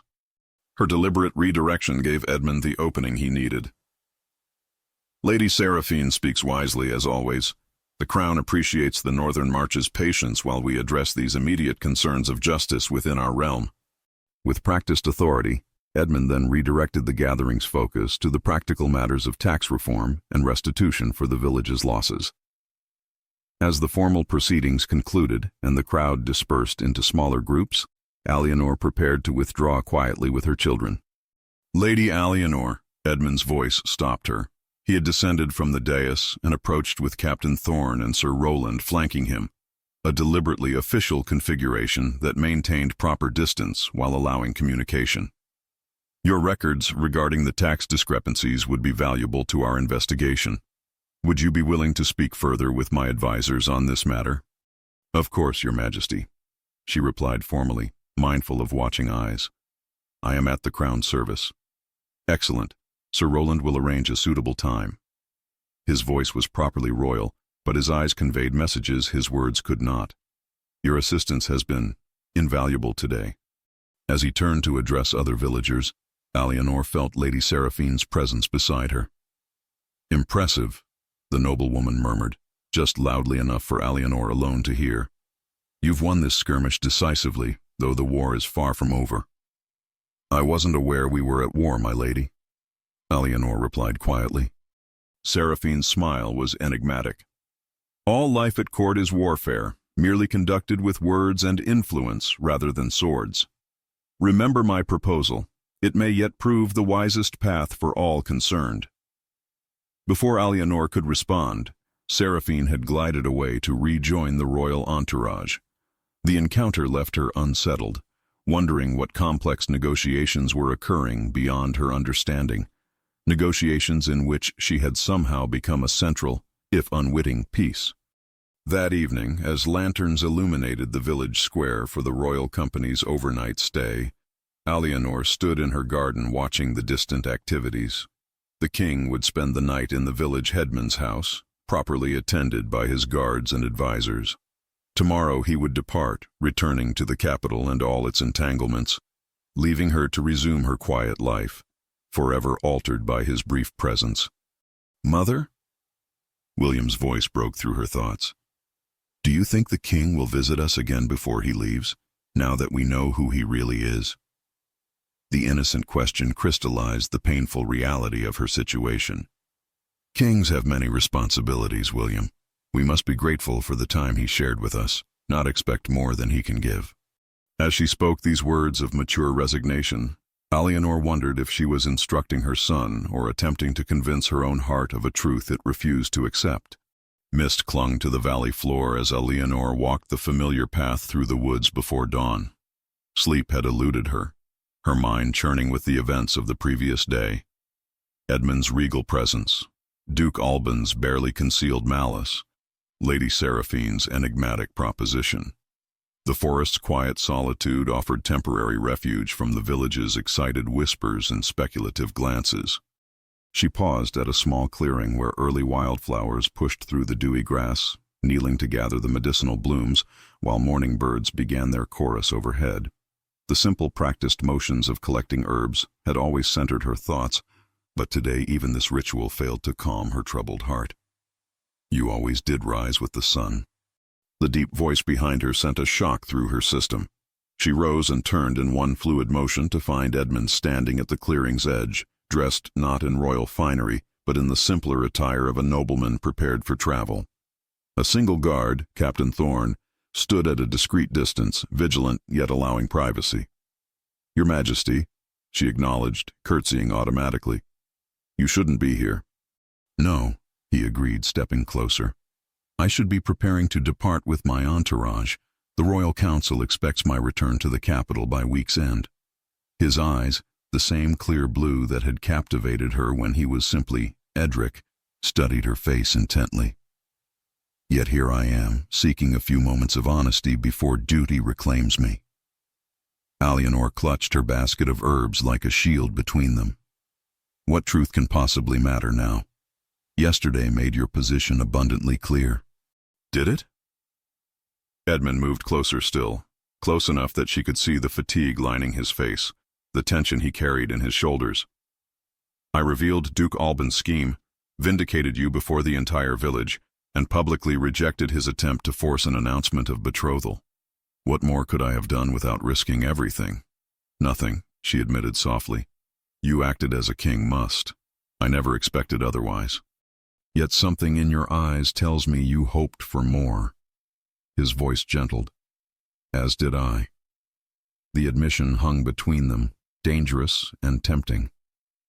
Alianor turned away, focusing on the distant mountains. Hope is a luxury neither of us can afford, Your Majesty. You have a kingdom to rule, alliances to forge. I have children to raise and a reputation to rebuild. Edmund, he corrected quietly. Here in this moment, I am simply Edmund to you. She faced him again, allowing herself to truly look at the man she had come to love, not the king with his crown and power, but the person who had repaired her fence in the rain, who had told stories to her children by firelight, who had kissed her with such tender desperation as dawn broke after the storm. Edmund, she conceded, his name a caress on her lips.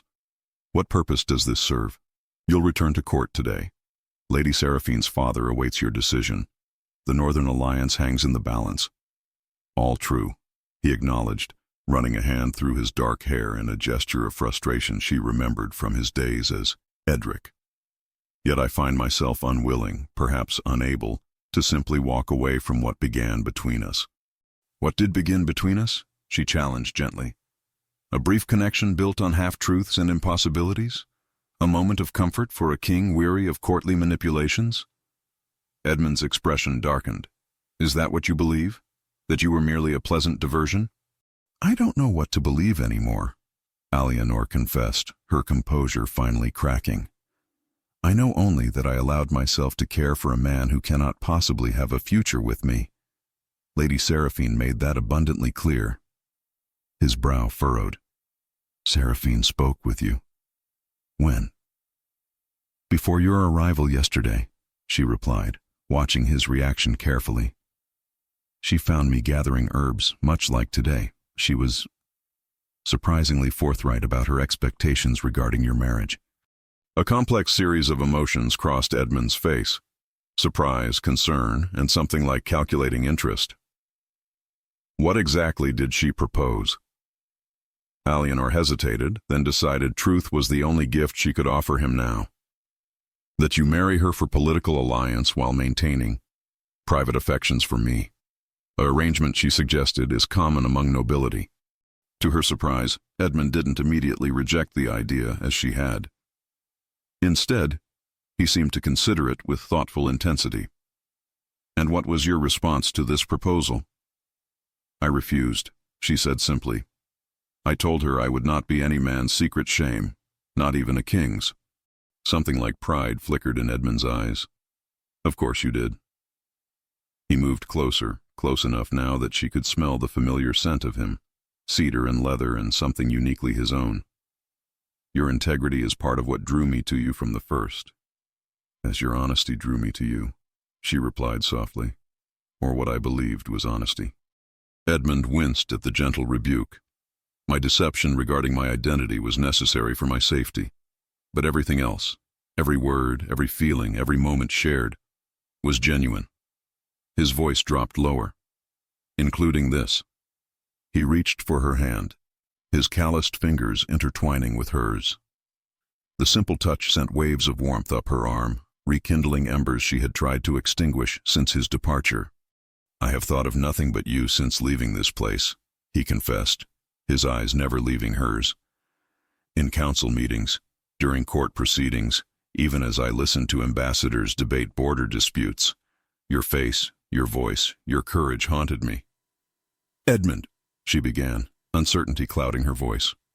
Let me finish, he implored. You deserve to hear this, even if it changes nothing. He took a deep breath. I've spent my life fulfilling others' expectations, becoming the king my father trained me to be, making the pragmatic choices necessary for the realm's stability. Marriage has always been presented to me as a political necessity, not a matter of the heart. He gestured toward the distant village where his royal entourage waited. Until I came here, until I met you, I had resigned myself to that reality. But now, having experienced genuine connection, the thought of returning to cold political arrangements feels not just undesirable but impossible. Alianor's heart thundered in her chest. What are you saying? That I refuse to simply surrender to convention without exploring every possible alternative, he replied with quiet determination. Seraphine's proposal, while unacceptable in its suggested form, indicates her own flexibility regarding our potential marriage. Perhaps there are solutions we haven't yet considered. Hope fluttered dangerously in Alianor's chest. You speak of alternatives, but the fundamental reality remains unchanged. You are king. I am a village healer with 2 children from a previous marriage. The nobility would never accept. Some would not, Edmund agreed. Others might, given the right circumstances and approach. His thumb traced gentle circles on her palm. History records several precedents of kings marrying for love rather than alliance. Controversial at first, yes, but ultimately accepted. Alianor extracted her hand from his, needing distance to think clearly. You cannot risk political instability for personal happiness. Your duty to the realm must come first. I understand that better than you might imagine. Edmund studied her with renewed intensity. Your husband was a royal guard, was he not? Sir Thomas of the King's Shield. Yes, she confirmed, surprised by the change in subject. He served your father loyally until his death. I remember him, Edmund said softly. A man of principle and courage. He once told my father that his greatest strength was not his sword arm, but the woman who waited for him at home. A healer who understood that duty and love need not be opposing forces. Tears pricked Alianor's eyes at this unexpected memory of Thomas. He believed that serving others was the highest purpose one could fulfill, whether as a guard, a healer, or a king. A wise perspective, Edmund agreed. One I've been contemplating deeply since leaving Eldenbrook. What if my duty to the realm includes ruling as a whole person, heart aligned with crown, personal happiness strengthening rather than undermining my commitment to justice? A twig snapped nearby as Captain Thorne deliberately made his presence known. Forgive the interruption, Your Majesty, but the royal procession is preparing to depart. Duke Alban has begun asking questions about your absence. Edmund nodded, the brief interlude of personal connection already dissolving under the weight of royal obligations. Thank you, Captain. I'll return shortly. When Thorne had withdrawn again, Edmund turned back to Alianor with renewed urgency. I must go, but this conversation isn't finished. I ask only that you don't forsake what has grown between us. Not yet. What would you have me do? She asked, practical as always. Trust me, he replied simply, and when a royal summons comes, as it will within a fortnight, accept it without fear. Will you promise me that much? Alianor searched his face, finding determination and something deeper that made her heart quicken. I promise, she finally agreed. Though I cannot imagine what purpose it will serve. Perhaps more than either of us can foresee. Edmund reached for her hand one last time, raising it to his lips in a gesture both courtly and intimate. Until then, remember that regardless of crown or convention, my heart remains here in Eldenbrook. With those words, he turned and walked away, his shoulders straightening into the regal posture of a monarch as he rejoined Captain Thorne at the path's edge. Alianor watched until he disappeared into the forest mist, then slowly sank onto a fallen log, her basket of herbs forgotten beside her. What madness was this, to allow hope to reignite when every rational thought warned against it? Yet Edmund's words echoed in her mind, along with the unwavering conviction in his eyes as he spoke of alternatives and possibilities. By the time she returned to the village, the royal procession had departed. Life in Eldenbrook began its slow return to normal, though now colored by the unprecedented events of the king's visit. Gossip flowed freely about the taxation revelations and Lord Harold's disgrace. But Alianor noted with relief that her own interactions with the king had generated surprisingly little speculation. Captain Thorne's discreet presence had apparently served its purpose. As the days passed, Alianor resumed her healing work and care for her children, though part of her remained alert, waiting for the royal summons Edmund had promised. William and Beatrice spoke frequently of King Edric, as they now called him, keeping his memory alive through stories and games that made Alianor's heart ache with tender longing. A week after the royal departure, Sir Roland arrived in Eldenbrook with a small escort, officially to gather additional testimony regarding the taxation irregularities. His true purpose became clear when he requested a private audience with Alianor in her cottage. "His Majesty sends his regards," the elderly knight began once they were alone, the children playing outside under the watchful eye of royal guards, "and asks that you consider this invitation with an open mind." He presented a sealed parchment bearing the royal insignia. Inside, Alianor found a formal summons to Castle Arthenwood, not as a witness in the taxation investigation, but as a potential appointee to the newly created position of Royal Herbalist and Healing Advisor. "A royal appointment?" she asked, stunned by the unexpected offer. "I have no formal training beyond what my mother taught me."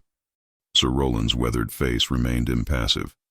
"His Majesty values practical expertise over academic credentials. He believes your knowledge of common ailments and remedies would bring valuable perspective to the royal physicians, who often treat only nobility." "And my children?" she asked, ever practical. "Would be accommodated as befits the family of a royal advisor," Roland assured her. "Appropriate education and opportunities would be provided." Alianor studied the parchment, reading between the carefully worded lines. This was Edmund's solution, bringing her to court in an official capacity that none could question, allowing them proximity while maintaining propriety. "What of Lady Seraphine and the Northern Alliance?" she asked directly. "Does His Majesty still intend to pursue that marriage?" A flicker of respect crossed Roland's face at her forthright question. "Negotiations continue regarding the northern borders," he replied diplomatically. "However, I am authorized to inform you that His Majesty has made it clear to all concerned that any marriage alliance must include certain non-negotiable conditions regarding his personal household arrangements." The carefully phrased response confirmed what Alianor had suspected. Edmund was attempting to create circumstances under which they might maintain connection, even if he ultimately married for political reasons. The realization brought conflicting emotions: hope that he truly sought a way forward, concern that such arrangements would prove untenable, and unwavering certainty that she would accept nothing less than a relationship based on mutual respect and openness. "When would His Majesty expect my answer?" she asked.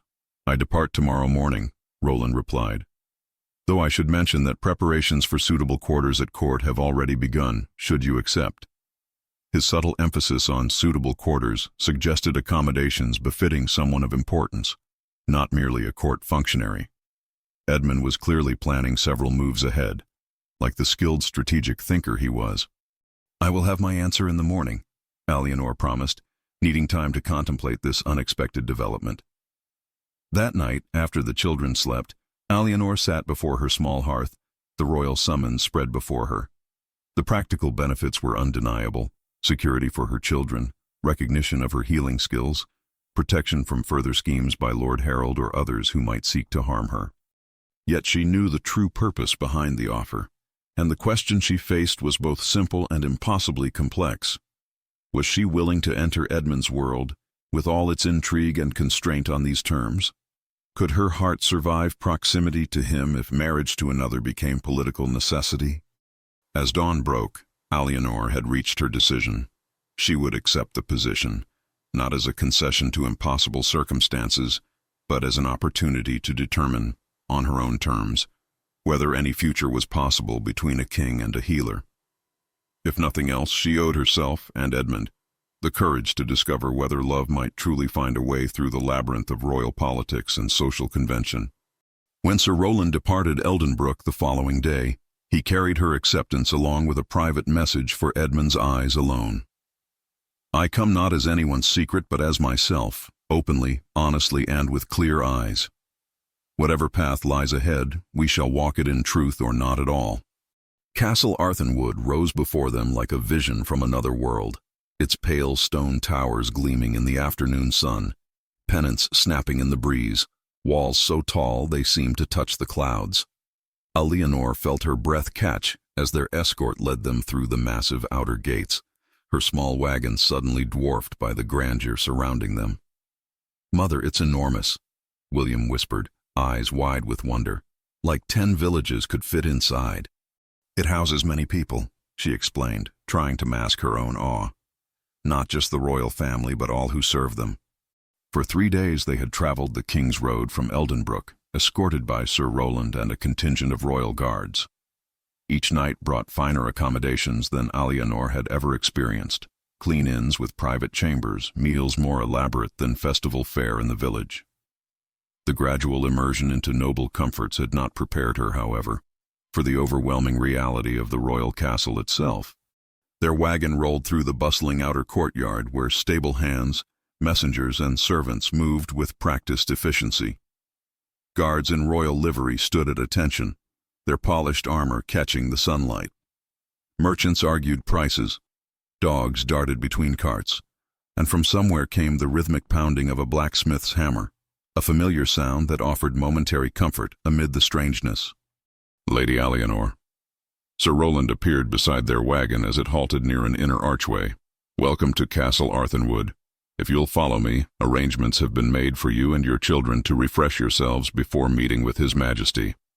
Alianor helped William and Beatrice down from the wagon, conscious of curious glances from courtiers passing through the yard. Their travel clothes, though the finest they owned, marked them clearly as provincial visitors rather than noble residents. "Will we see King Edric soon?" Beatrice asked, her small hand clutching Alianor's tightly. "King Edmund," Alianor corrected gently. "And yes, sweetheart, but first we must make ourselves presentable after our journey." They followed Sir Roland through a maze of corridors and stairways, climbing ever higher within the castle's eastern tower. Servants hurried past, some pausing to bow respectfully to the elderly knight before continuing their duties. Finally, they reached a polished oak door guarded by a royal soldier who saluted crisply. "Your quarters, my lady," Sir Roland announced, gesturing for the guard to open the door. Alianor stepped inside and immediately froze in astonishment. The chamber before her was larger than her entire cottage in Eldenbrook, its stone walls softened by richly colored tapestries depicting woodland scenes. Sunlight streamed through tall windows, set with actual glass, a luxury she had never experienced, illuminating a sitting area with carved chairs and a table already laden with fresh fruit, bread, and wine. "This is excessive," she managed, overwhelmed by the obvious expense. "His Majesty was most specific about your accommodations," Sir Roland replied with a slight smile. "The children's chamber adjoins yours through that doorway, and beyond is a private bathing room. Your trunks will be brought up shortly." "Mother, look." William had already discovered another door leading to a small balcony overlooking the castle gardens. "You can see everything from here." "These rooms previously belonged to the Dowager Countess of Westmore, His Majesty's great-aunt," Roland explained quietly. "Their location in the eastern tower offers both privacy and proximity to the royal apartments." The significance wasn't lost on Alianor. These weren't the quarters of a mere court functionary, but of someone accorded significant status and connection to the royal family. "It's too much," she whispered to Roland. "I accepted a position as healing advisor, not—" "His Majesty anticipated your concern," Roland interrupted smoothly. "He asked me to remind you that proper accommodation reflects the importance he places on your knowledge and counsel. Nothing more should be inferred." Before she could respond, a knock at the door announced the arrival of 3 women in the simple dress of upper servants. "This is Mistress Marin, your appointed lady's maid," Roland introduced the eldest, a capable-looking woman with graying hair and kind eyes. "And these are Lily and Beth, who will assist with the children. They will help you prepare for your audience with the king in 2 hours' time." With that, the elderly knight bowed and withdrew, leaving Alianor to face the new reality of her position. As the servants efficiently unpacked their modest belongings and prepared baths, she stood at the balcony window, gazing out at the unfamiliar grandeur of the royal gardens below. What had she gotten herself into? The opulence surrounding her emphasized the vast gulf between her simple life in Eldenbrook and the world Edmund inhabited daily. For the first time since accepting his invitation, doubt crept into her heart. "Lady Alianor?" Mistress Marin's voice broke through her thoughts. "If you please, the bath is ready, and I've laid out a gown suitable for your audience with His Majesty." The suitable gown proved to be a creation of deep blue silk Alianor had never seen before, certainly not among the simple garments she'd brought from home. "There must be some mistake," she said, touching the luxurious fabric with hesitant fingers. "This isn't mine." "His Majesty arranged a suitable wardrobe for your new position," Marin explained matter-of-factly. "Several gowns have been prepared according to measurements provided by the village seamstress in Eldenbrook." The realization that Edmund had planned so meticulously for her arrival, even to the point of secretly obtaining her measurements, both touched and unsettled her. How could she maintain her independence, her perspective, when surrounded by such calculated generosity? Meanwhile, in the children's chamber, she could hear William and Beatrice exclaiming over their own new garments and the toys that had mysteriously appeared for their amusement. Their excitement was palpable, their adaptation to these new circumstances far easier than her own. After bathing in water scented with rose petals, another unaccustomed luxury, Alianor allowed Marin to help her into the blue gown. The fabric settled against her skin like cool water, the cut emphasizing her figure while maintaining appropriate modesty.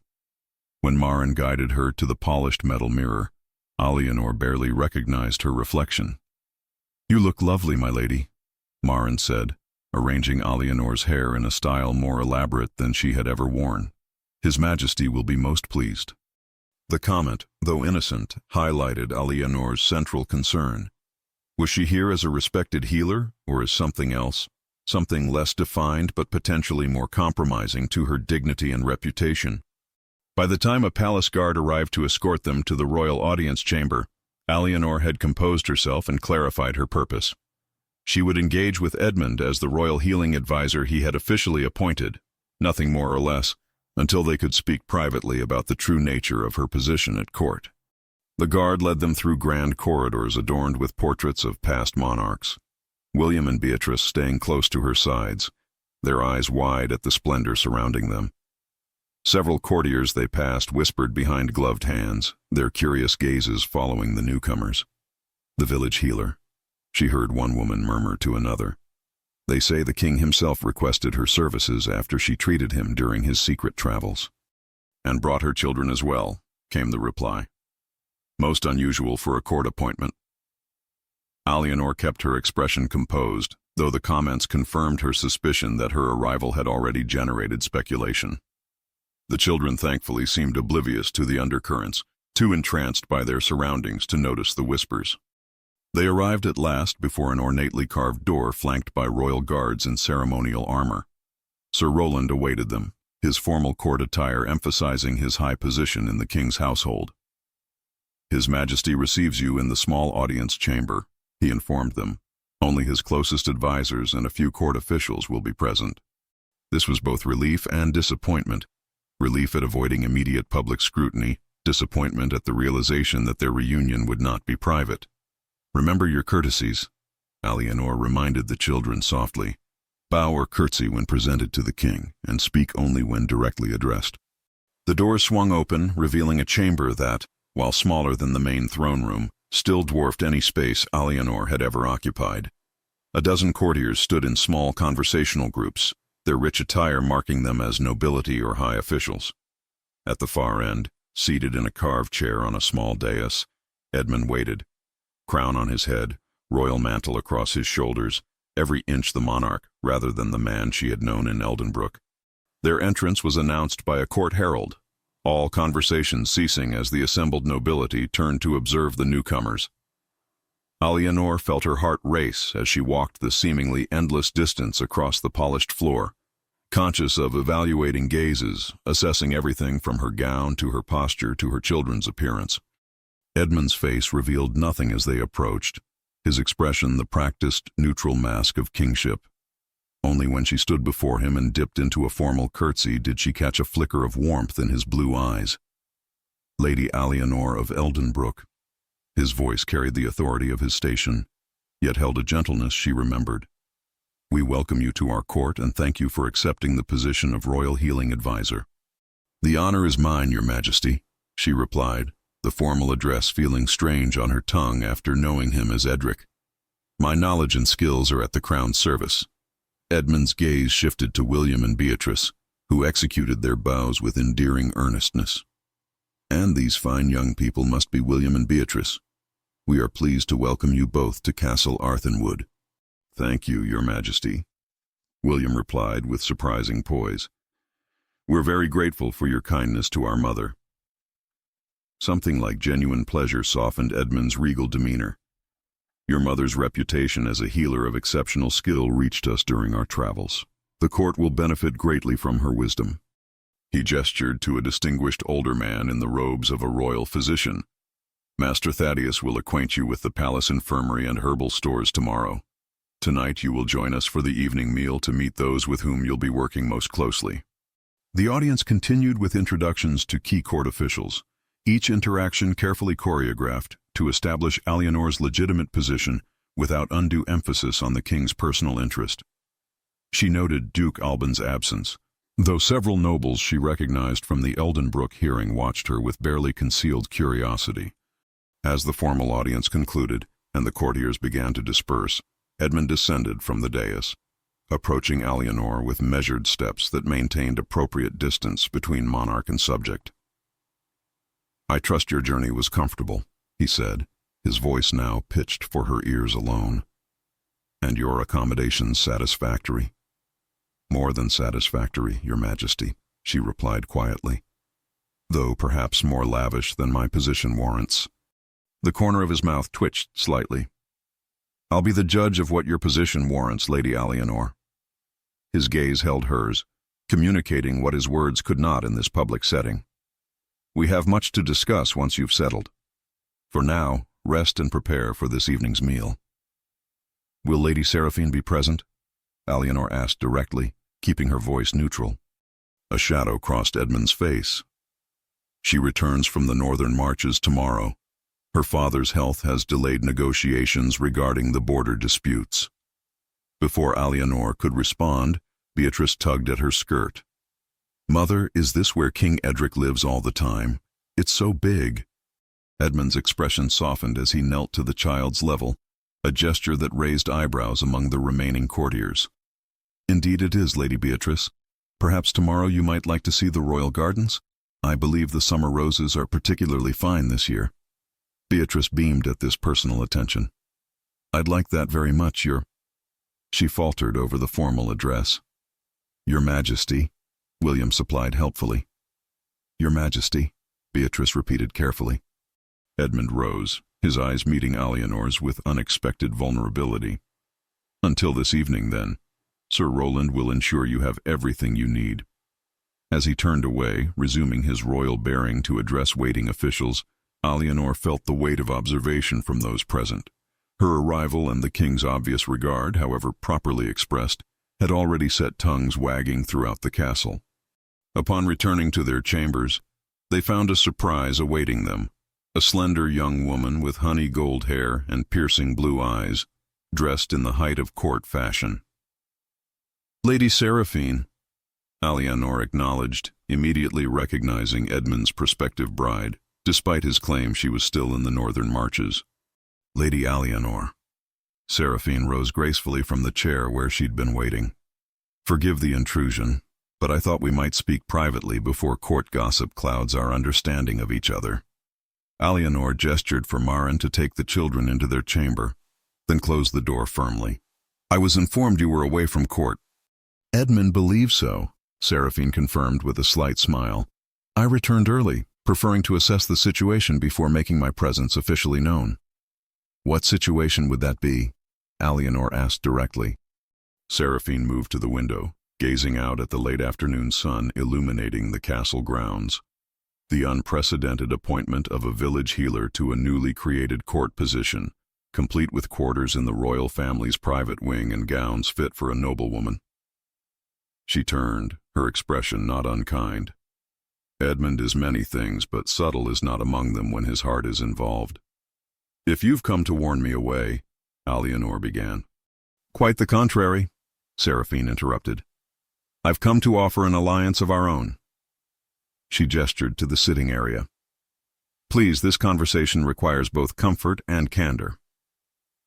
Cautiously, Alianor took a seat, studying the woman who by all logical expectations should be her adversary. I don't understand what alliance could possibly exist between us. One based on mutual benefit and clear-eyed understanding of the world we inhabit, Seraphine replied, arranging her skirts with casual elegance. When we spoke in Eldenbrook, you rejected the idea of becoming Edmund's companion while I took the crown. I respected your integrity, though I found it impractical. My position hasn't changed, Alianor stated firmly. Perhaps not, but circumstances have. Seraphine leaned forward slightly. Edmund has made it clear to my father that any marriage alliance must include extraordinary conditions regarding his personal household. In essence, he's attempting to force the nobility to accept what has never been openly acknowledged, a king's right to place love alongside political necessity. Alianor's heart beat faster at this confirmation of Edmund's intentions. And how do you feel about such conditions? Honestly, I find them refreshingly direct, Seraphine replied with unexpected candor. Most royal marriages involve similar arrangements, merely shrouded in polite fiction and conducted with hypocritical discretion. Edmund's insistence on honesty is unusual, but not unwelcome. She sighed, a flicker of genuine emotion crossing her normally composed features. What you may not realize, Lady Alianor, is that I have my own interests that would benefit from a marriage of mutual respect rather than romantic entanglement. Understanding dawned slowly. You have someone else as well. A scholar at the Northern Academy, Seraphine confirmed quietly. Brilliant, kind, and utterly unsuitable as consort to the future queen of the Northern Marches. My father would never permit such a match as my primary alliance. The revelation transformed Alianor's perception of the noblewoman before her. Behind the perfect court facade was a woman facing constraints not unlike her own, merely from the opposite side of the social divide. What exactly are you proposing? Alianor asked carefully. That instead of viewing each other as rivals, we recognize our potential as allies. Edmund seeks to create unprecedented arrangements that would allow him to marry for alliance while honoring his feelings for you. I seek a marriage that secures my position while allowing discreet freedom for my heart's choice. Seraphine's gaze was steady. Together we might achieve what neither could manage alone. You're suggesting I accept the role of, what? Royal mistress with your blessing? Seraphine shook her head. I'm suggesting we work with Edmund to create something new, a royal household where both of us hold defined, respected positions without shame or secrecy. The specifics would require careful negotiation, but the essence would be truth rather than deception. Alianor rose, moving to the balcony door to gather her thoughts. The proposition was both breathtaking in its audacity and troubling in its complexity. Even if I were to consider such an arrangement, the court would never accept it. My children would face constant judgment and whispers. The court accepts what the king and queen require it to accept, Seraphine replied pragmatically. Given sufficient authority and time, even the unprecedented becomes tradition. She joined Alianor by the window. Consider this. Without an alliance with the Northern Marches, Edmund's position grows precarious. Duke Alban already courts nobles dissatisfied with Edmund's progressive policies. A politically advantageous marriage strengthens the throne. At what cost to personal dignity? Alianor countered. That depends entirely on how the arrangement is structured and presented, Seraphine said, which is why I sought you out before Edmund attempts some grand, well-intentioned but potentially disastrous declaration. Men, even kings, sometimes lack subtlety in matters requiring delicate social navigation. Despite her reservations, Alianor found herself reluctantly admiring Seraphine's strategic mind and unexpected forthrightness. Why tell me this now, before Edmund even knows you've returned? Because I wanted to see you in this setting, away from Eldenbrook, surrounded by court opulence, to determine if you might wither under scrutiny or stand your ground. A genuine smile touched Seraphine's lips. I'm pleased to find the latter. Edmund chose better than he knows. A knock at the door signaled Marin's return, effectively ending their private conversation. Seraphine rose with fluid grace. "Consider what I've said, Lady Alianor. We'll speak again once you've had time to reflect." She moved toward the door, then paused. "Oh, and the blue gown suits you perfectly. Edmund always did favor that shade." After Seraphine's departure, Alianor stood motionless, her mind churning with the implications of their conversation. The evening's court dinner loomed ahead, her first official appearance among the nobility as royal healing advisor. Beyond that stretched a future suddenly more complex and possibly more promising than she had dared imagine. As Marin helped her complete her preparations, Alianor's thoughts returned repeatedly to Edmund. What was he truly offering? What compromises would he accept? And most importantly, what price would her children pay if she reached for happiness in this gilded, treacherous world, so far removed from the simple certainties of Eldenbrook? The great hall of Castle Arthenwood blazed with the light of 100 candles, their golden glow reflecting off silver goblets and the jeweled finery of assembled nobility.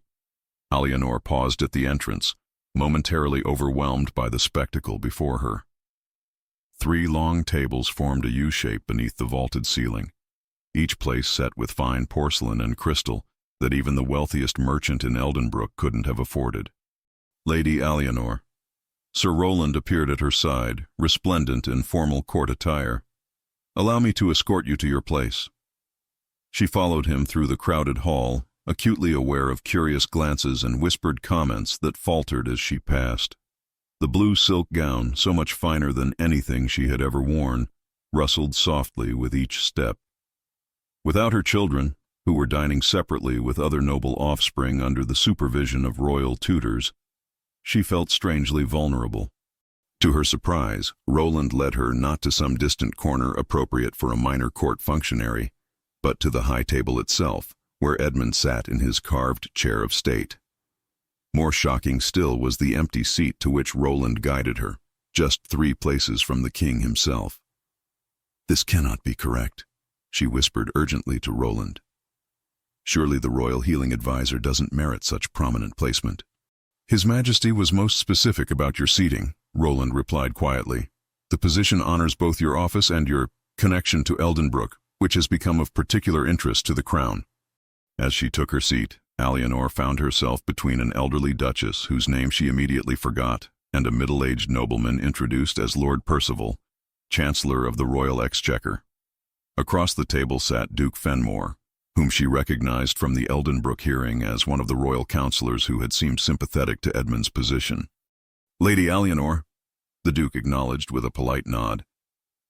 "Your arrival has been much anticipated. His Majesty speaks highly of your healing knowledge." "His Majesty is generous in his assessment," she replied carefully. "Not according to Captain Thorne," Lord Percival interjected. "He claims your treatment of his old war wound brought more relief than 20 years of royal physicians' efforts." Before Alianor could respond, a flutter of movement at the hall's entrance drew all eyes. Lady Seraphine had arrived, her timing impeccable for maximum effect. Her gown of pale gold silk seemed to capture and amplify the candlelight, while emeralds at her throat and wrists spoke of northern wealth and power. The assembled nobility murmured in surprise. Clearly her return had been unexpected by most at court. Edmund rose from his seat, his expression betraying only momentary shock before settling into practiced royal composure. "Lady Seraphine, we had not expected your return until tomorrow." "The mountain passes cleared sooner than anticipated, Your Majesty," she replied with a perfect curtsy. "I hope my early arrival doesn't disrupt your arrangements." "Not at all," Edmund assured her, though Alianor noted the slight tension in his jaw. "Please, join us." A flurry of activity ensued as servants hastily rearranged seating to accommodate Seraphine in a position of honor, directly across from Edmund. As she settled gracefully into her place, her eyes met Alianor's briefly, a ghost of a smile acknowledging their earlier conversation.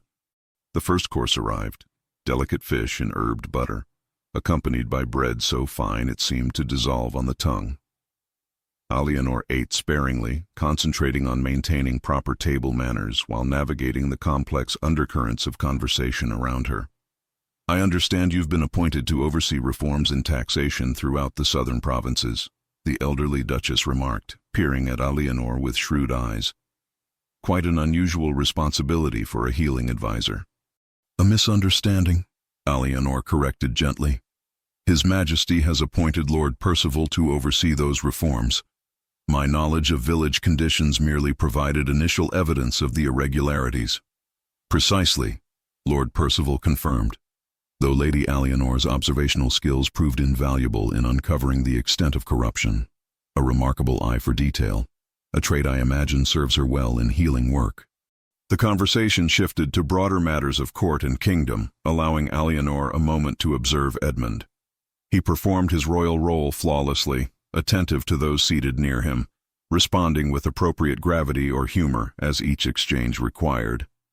Yet she noticed how his gaze occasionally sought her out, a brief connection across the crowded table that sent warmth spreading through her chest, despite the formal setting. More surprising was his interaction with Seraphine.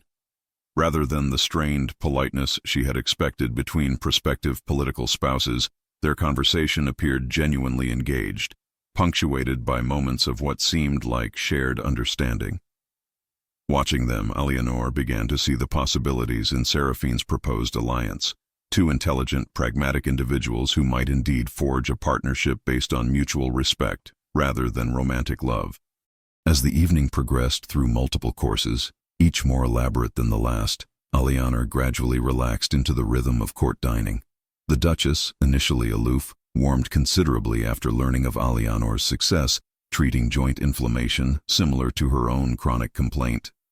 Lord Percival proved unexpectedly knowledgeable about herbal remedies, having traveled extensively in the eastern provinces where healing traditions differed from those Alianor had learned.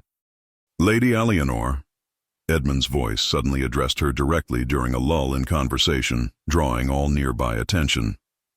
Lord Percival tells me you've already suggested improvements to our southern taxation system that may increase compliance while reducing the burden on those least able to pay. Put on the spot, Alianor gathered her thoughts quickly. I merely observed, Your Majesty, that collecting smaller amounts more frequently might prove less onerous for farming families than large annual payments. Their income arrives with harvests and shearing, not all at once. A remarkably practical insight, Edmund commented, his eyes warming with approval. One that bureaucrats entrenched in traditional methods might overlook. The lady brings a refreshing perspective, Duke Fenmore agreed. One might say the view from Eldenbrook reveals what cannot be seen from castle towers. The metaphor was not lost on anyone at the high table.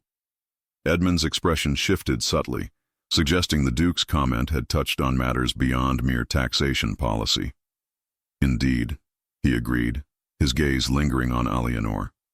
Fresh perspectives often illuminate paths previously overlooked. Conversations resumed around them, but something had changed in the atmosphere, as if Edmund had publicly declared his respect for her wisdom in a way that elevated her beyond the role of mere healing advisor. Across the table, Seraphine observed this exchange with thoughtful interest. When the final course had been cleared and musicians began playing softer melodies for after-dinner conversation, Edmund rose, signaling the formal portion of the evening had concluded.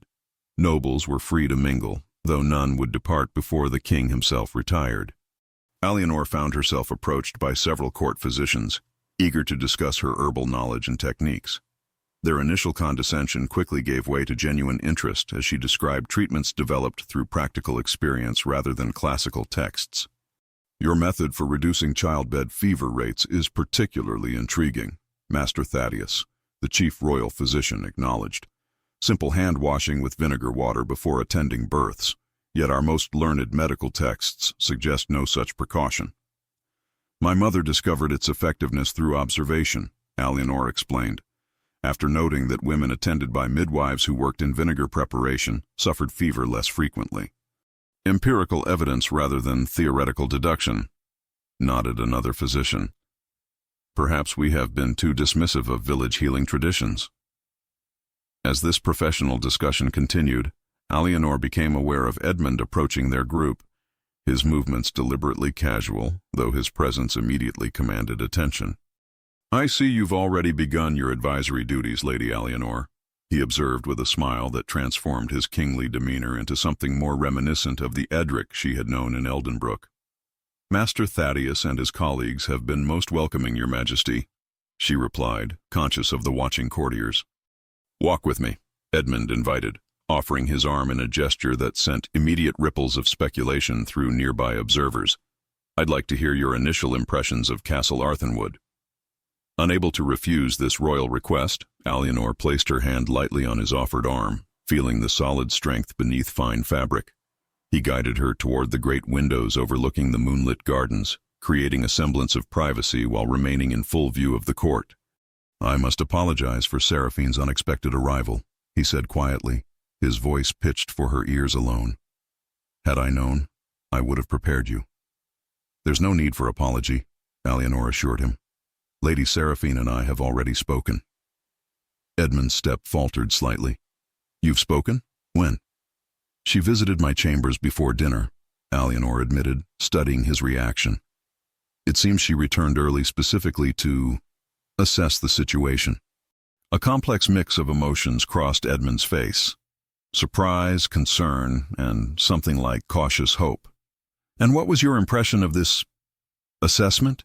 Alienor chose her words carefully, mindful of listening ears despite their relative isolation. "That Lady Seraphine possesses unexpected depth and pragmatism.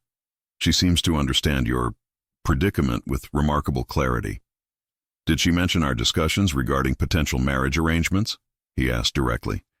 "She did," Alienor confirmed, her voice dropping further. "Including your insistence on certain unconventional conditions." Edmund's jaw tightened. "I had hoped to explain those to you myself in private. The circumstances aren't ideal, but—" "Your Majesty." Duke Alban's voice interrupted them, his approach deliberately timed to intrude on their conversation. "Forgive the interruption, but the Mercian ambassador has arrived and specifically requests an audience before departing tomorrow." Edmund's expression cooled instantly, royal mask slipping back into place. "The hour grows late for diplomatic matters, brother. The ambassador brings news regarding northern border incursions," Alban pressed, his gaze sliding dismissively over Alienor. "Matters of state security that cannot wait upon social pleasantries." The implication was clear. Alienor's company was a trivial distraction from important royal duties. She felt the sting of the assessment but kept her expression neutral, refusing to give Alban the satisfaction of seeing her discomfort.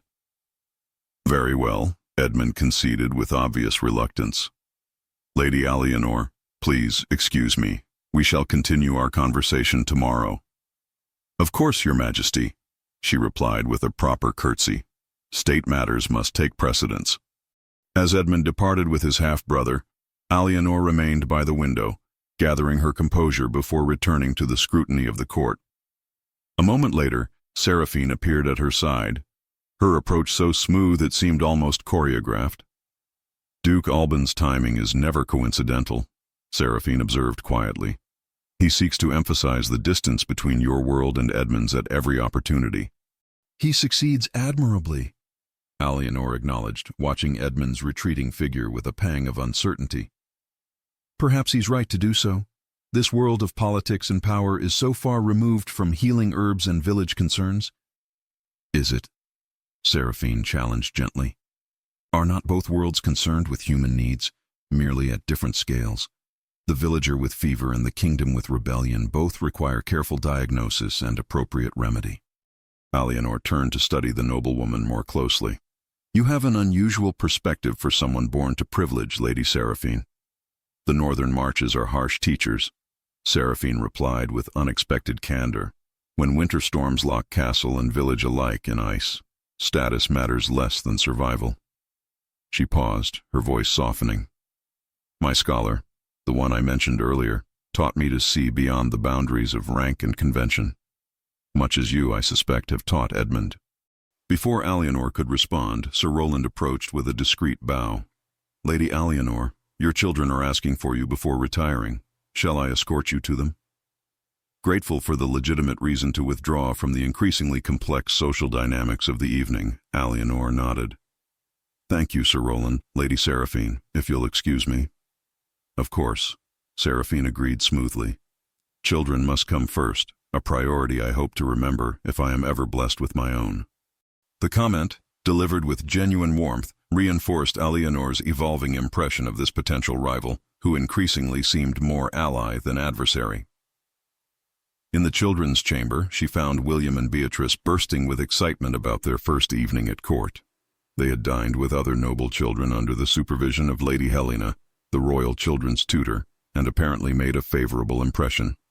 "Lady Helena says I have an exceptional mind for mathematics," William reported proudly, "and she's invited me to join tomorrow's lessons with Lord Percival's sons.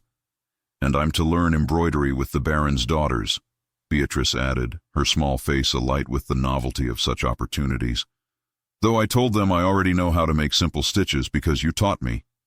Alianor listened to their enthusiastic accounts, her heart both warmed by their easy adjustment and concerned by how quickly they were embracing this new world. Would they still remember the simple values she had tried to instill in Eldenbrook when surrounded by privilege and ambition? After settling them to sleep with customary stories and kisses, she returned to her own chamber to find Marin waiting to help her prepare for bed. The maid worked efficiently, removing the elaborate hairpins and helping Alianor out of the blue silk gown. "Did you enjoy the evening, my lady?" Marin asked, as she carefully hung the precious garment. "It was, educational," Alianor replied diplomatically. Marin smiled knowingly. "The court noticed His Majesty's special attention to you. There's already talk below stairs about the new royal healing advisor who captured the king's interest during his travels." "People will always gossip," Alianor sighed, settling into a chair as Marin brushed out her long hair. "Especially when they have incomplete information." "Indeed, my lady," Marin agreed. "Though I should mention, it said Lady Seraphine and Duke Alban had quite the heated disagreement after returning from Eldenbrook. Something about the Duke overstepping his authority regarding northern marriage negotiations. This new information piqued Alianor's interest. Lady Seraphine argued with Duke Alban. I was given to understand they were politically aligned.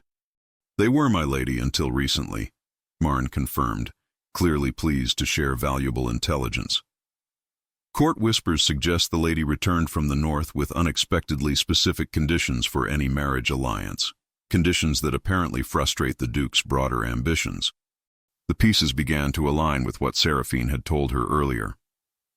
Whatever game was unfolding in the royal court, it appeared Seraphine had indeed positioned herself more as Edmund's ally than Alban's, a significant shift in the political landscape. Left alone after Marin's departure, Alianor stood at the balcony window, gazing at the starlit castle grounds. Somewhere in this massive stone labyrinth, Edmund was dealing with ambassadors and border disputes, while she contemplated the bewildering turn her life had taken. Could there truly be a place for her here? Not just as royal healing advisor, but as something more significant in Edmund's life? Could Seraphine's pragmatic proposal offer a path forward that served all their interests without compromising dignity or truth? As midnight approached, a soft knock at her door startled her from these reflections. Opening it cautiously, she found a royal page holding a sealed note. "From His Majesty," the boy explained with a bow. "For your eyes only, my lady." The note was brief, but sent her heart racing. "Meet me in the East Garden at dawn. No guards, no formalities, just Edmund and Alianor, as we were in Eldenbrook. We have much to discuss that cannot be said in court settings. Trust that I am working toward a solution worthy of what we both value most: truth, honor, and the fragile hope that began in storm and firelight. E. Sleep proved elusive as Alianor contemplated the morning's meeting. Whatever Edmund proposed would determine whether she remained at court or returned to Eldenbrook, whether the connection they had formed could survive the harsh realities of royal politics, or would become merely a bittersweet memory of what might have been. The first day at Castle Arthenwood had already challenged every assumption and expectation she had brought from her village life. The second, she sensed, would prove even more consequential. Dawn painted the eastern sky in delicate shades of pink and gold as Alianor made her way through the quiet corridors of Castle Arthenwood. She had chosen simplicity for this meeting, a gown of soft green wool with minimal embroidery, her hair loosely braided down her back rather than arranged in court fashion. If Edmund wished to speak as they had in Eldenbrook, she would present herself as she had been there, practical, unadorned, authentic. The east garden lay within the castle's inner walls, but offered surprising privacy due to its terraced design and abundance of flowering shrubs. Stone pathways wound between carefully tended beds where early summer blooms released their fragrance into the morning air. At its center stood an ancient oak tree, its sprawling branches creating a natural sanctuary. Edmund waited beneath the oak, dressed not in royal finery but in the simple attire of a nobleman prepared for riding. Leather boots, dark breeches, and a fine white shirt open at the throat. Without crown or courtiers, he looked years younger, reminding her powerfully of the Edric who had first captured her interest. "You came," he said simply as she approached, relief evident in his voice. "Did you doubt I would?" she asked, stopping a few paces from him, suddenly uncertain of protocol despite his request for informality. "Not your willingness," he clarified, "but your ability to slip away unnoticed. Court life offers remarkably little privacy for a place with so many empty rooms." "Marin helped me," Alienor admitted. "She seems quite invested in our conversation." A smile touched Edmund's lips. The palace staff often know more about royal affairs than the royal council. They see everything while remaining seemingly invisible. He gestured to a stone bench nestled among flowering bushes. "Shall we sit? There's much to discuss, and I've arranged to be unavailable for the early morning hours." As they settled on the bench, morning light filtering through oak leaves dappled their faces. For a moment, neither spoke, the weight of their circumstances creating a hesitation that had never existed in Eldenbrook. "This feels strange," Alienor finally observed. "We're the same people who shared meals in my cottage, yet everything has changed." "Location, perhaps. Circumstances, certainly," Edmund agreed, his voice softening. "But not the essential truth that brought us together." He turned to face her directly. "My feelings haven't changed, Alienor. If anything, they've only deepened since you arrived at court." "As have mine," she acknowledged quietly. "But feelings alone cannot overcome the realities we face. You're king. I'm—" "The woman I love," he interrupted with quiet intensity. "Everything else, titles, position, social expectations, those are challenges to be addressed, not immutable barriers." The direct declaration caught her off guard. In Eldenbrook, amid uncertain circumstances and his disguised identity, neither had spoken so plainly of love. "You make it sound simple," she said, struggling to maintain practical perspective despite the warmth his words kindled. "But we both know it isn't. Lady Seraphine told me of your negotiations regarding the Northern Alliance, your insistence on unusual conditions for any potential marriage." Edmund's expression shifted to one of wry resignation. "I should have expected Seraphine would approach you directly. She's remarkably straightforward for someone raised in court politics." He sighed, running a hand through his dark hair. "What exactly did she tell you?" "That you're attempting to forge a political marriage that would accommodate personal affections on both sides," Alienor replied carefully. "That she herself has someone she cares for who cannot be her official consort. That together you might create something unprecedented." "And your thoughts on this proposal?" Edmund asked, studying her face intently. Alienor chose her words with deliberate care. "I think it reveals remarkable pragmatism from both of you. I think it acknowledges the complex reality of balancing personal happiness with political necessity." She paused, meeting his gaze directly. "I also think it asks me to accept a position that would forever mark my children as products of an irregular union, however officially sanctioned." Edmund nodded slowly, respecting her concern rather than dismissing it. "I've thought extensively about William and Beatrice. They deserve better than whispers and sidelong glances, regardless of how we structure any arrangement." "Yet that would be inevitable," Alienor pressed. "Even with royal approval, even with Lady Seraphine's acceptance, society would view them, and me, as outside proper bounds. Unless," Edmund said carefully, "we create a different framework entirely." He took her hands in his touch warm and steady. "What if, instead of the arrangement Seraphine initially suggested, We consider something far more radical. Alianor's heart quickened at the intensity in his eyes. What do you mean? Marriage, he stated simply. Not to Seraphine, but to you. The word hung between them, breathtaking in its audacity. Alianor stared at him, momentarily speechless. That's impossible, she finally managed. The nobility would never accept a common-born queen, especially one with children from a previous marriage. The Northern Alliance would collapse. Duke Alban would use it to challenge your fitness to rule. All likely true, Edmund acknowledged calmly. Initially, at least. But consider this.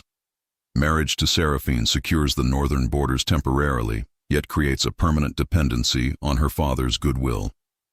What happens when he eventually passes and control of the northern marches transfers to whomever Seraphine names as heir?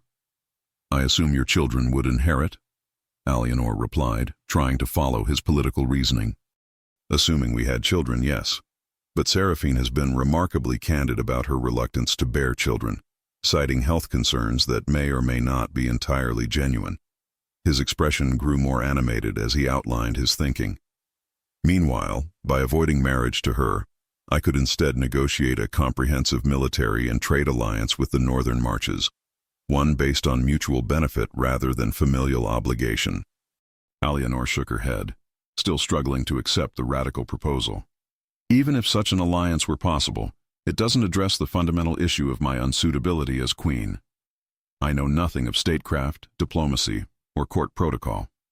Yet you managed to uncover taxation corruption that had eluded royal investigators for years, Edmund countered. You demonstrated more natural diplomacy in the village square of Eldenbrook than many courtiers manage after decades of training. And as for protocol, his lips curved into a gentle smile. Those are merely rules created by people, changeable when necessary. His confidence both warmed and concerned her. You make it sound so straightforward, yet I cannot believe it would be.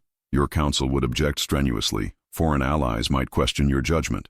Some would, Edmund agreed, his thumb tracing absent patterns on her palm. Others might recognize the value of a queen who understands the everyday concerns of common people, who brings practical wisdom rather than just noble bloodlines to royal deliberations. He shifted on the bench, turning more fully toward her. Alianor, the throne has taken much from me over the years. Privacy, freedom, the luxury of acting solely from personal desire. I accepted those sacrifices as necessary for the greater good.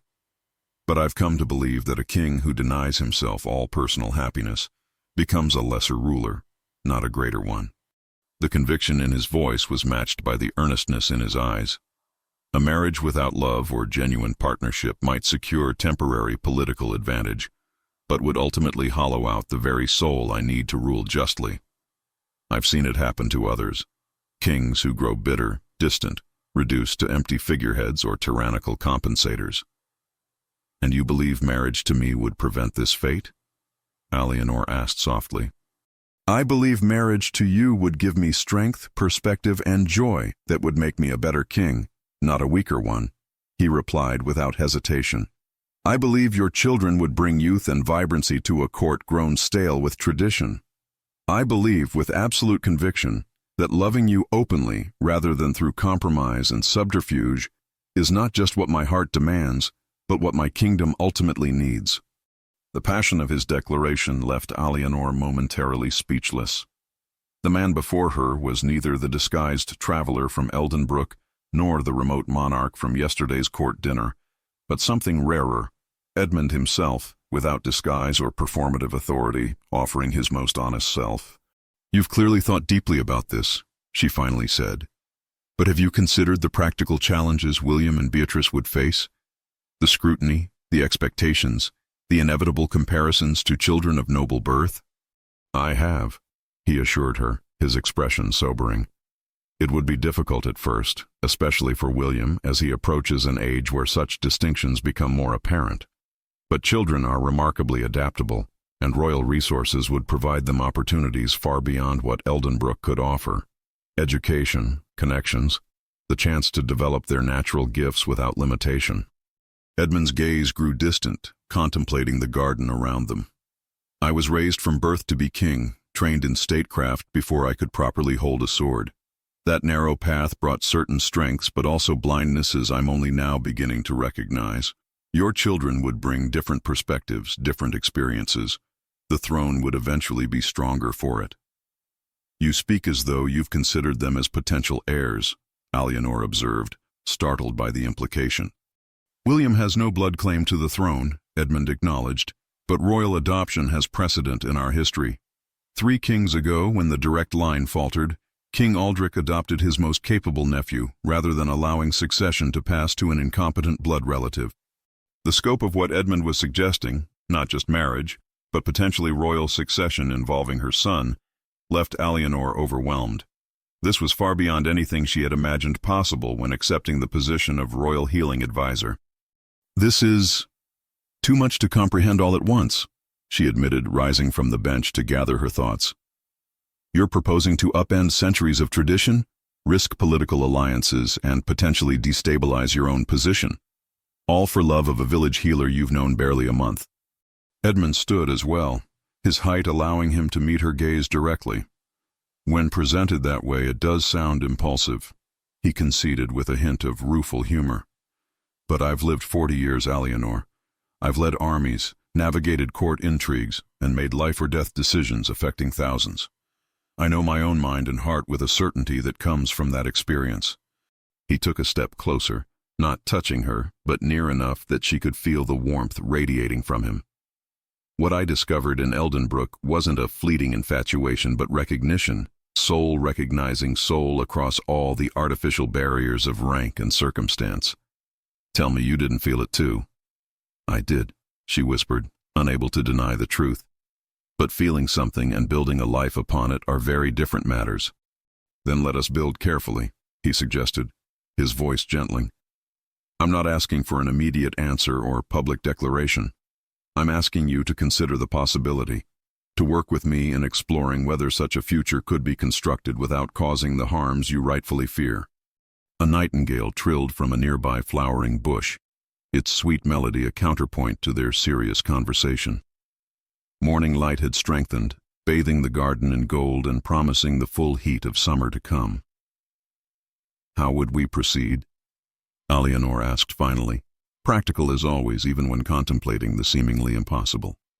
Relief washed across Edmund's features at her willingness to at least consider his proposal. First, you establish yourself firmly in your role as royal healing advisor. Your knowledge and capabilities will win respect on their own merits, creating a foundation of credibility separate from any personal connection to me.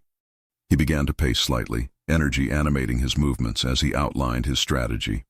Meanwhile, I'll work with Lord Percival and Duke Fenmore, both loyal supporters, to develop an alternative northern alliance based on mutual defense and trade privileges rather than marriage. Seraphine herself seems amenable to such an approach, particularly if it allows her greater freedom regarding her own personal attachments. And Duke Alban? Alianor prompted, naming the most obvious opponent to any such plan. Edmund's expression hardened. My brother has been positioning himself as alternative regent since our father died. The taxation corruption was merely his latest attempt to undermine my authority while enriching his allies. He requires careful management. You mean he's dangerous? Alianor translated bluntly. Potentially, Edmund acknowledged, though his support among the nobility is limited to those who benefit directly from his schemes. Most recognize his ambition exceeds his capability.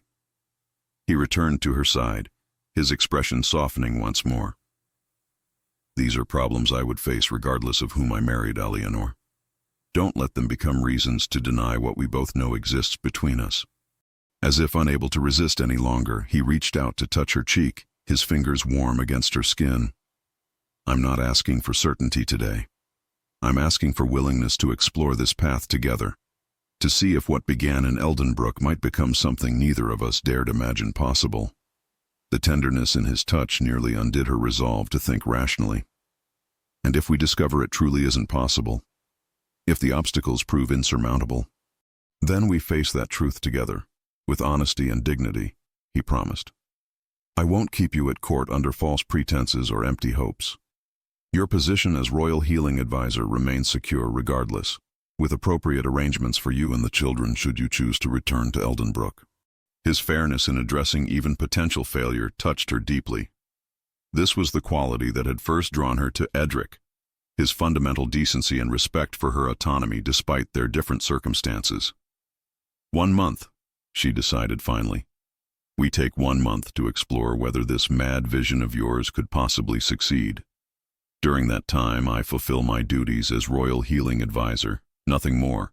No public displays, no court rumors beyond what already exist. Relief and joy brightened Edmund's face. Agreed. 1 month of careful assessment, with complete freedom for you to withdraw if you determine the path forward is too difficult. And you'll pursue the alternative Northern Alliance openly, she pressed. I won't be the secret reason for rejecting Lady Seraphine. I've already begun those discussions, he assured her. Seraphine herself suggested the framework, surprisingly eager to consider arrangements that don't require her to bear royal heirs. A thought occurred to Alienor suddenly. Her scholar, the one she truly cares for. Who is he? Edmund's lips quirked into a small smile. An astronomy professor at the Northern Academy. Brilliant but completely lacking political ambition or noble blood. They've maintained a discreet connection for nearly 7 years, I'm told. The revelation humanized Seraphine further, transforming her from potential rival to woman facing her own version of the same challenge, loving someone society deemed unsuitable. 1 month, Alienor repeated, feeling as though she stood at the edge of a precipice, neither advancing nor retreating. No promises beyond honest exploration of possibilities. Edmund nodded solemnly, though joy still illuminated his eyes. On my crown and honor. The oath, spoken in the quiet morning garden, carried more weight than any formal declaration in the great hall ever could. For a suspended moment, they stood facing each other, acknowledgement of all that might be possible flowing between them. When Edmund finally spoke again, his voice held a gentleness that reminded her powerfully of their conversations by her cottage hearth. May I kiss you, Alienor? Not as king to subject, but as man to woman. As Edmund to Alienor. The simple request, with its careful respect for her boundaries, melted the last of her resistance. Yes, she whispered. He drew her into his arms with exquisite care, one hand cradling the back of her head, while the other settled at her waist. When his lips met hers, the connection was both achingly familiar and entirely new.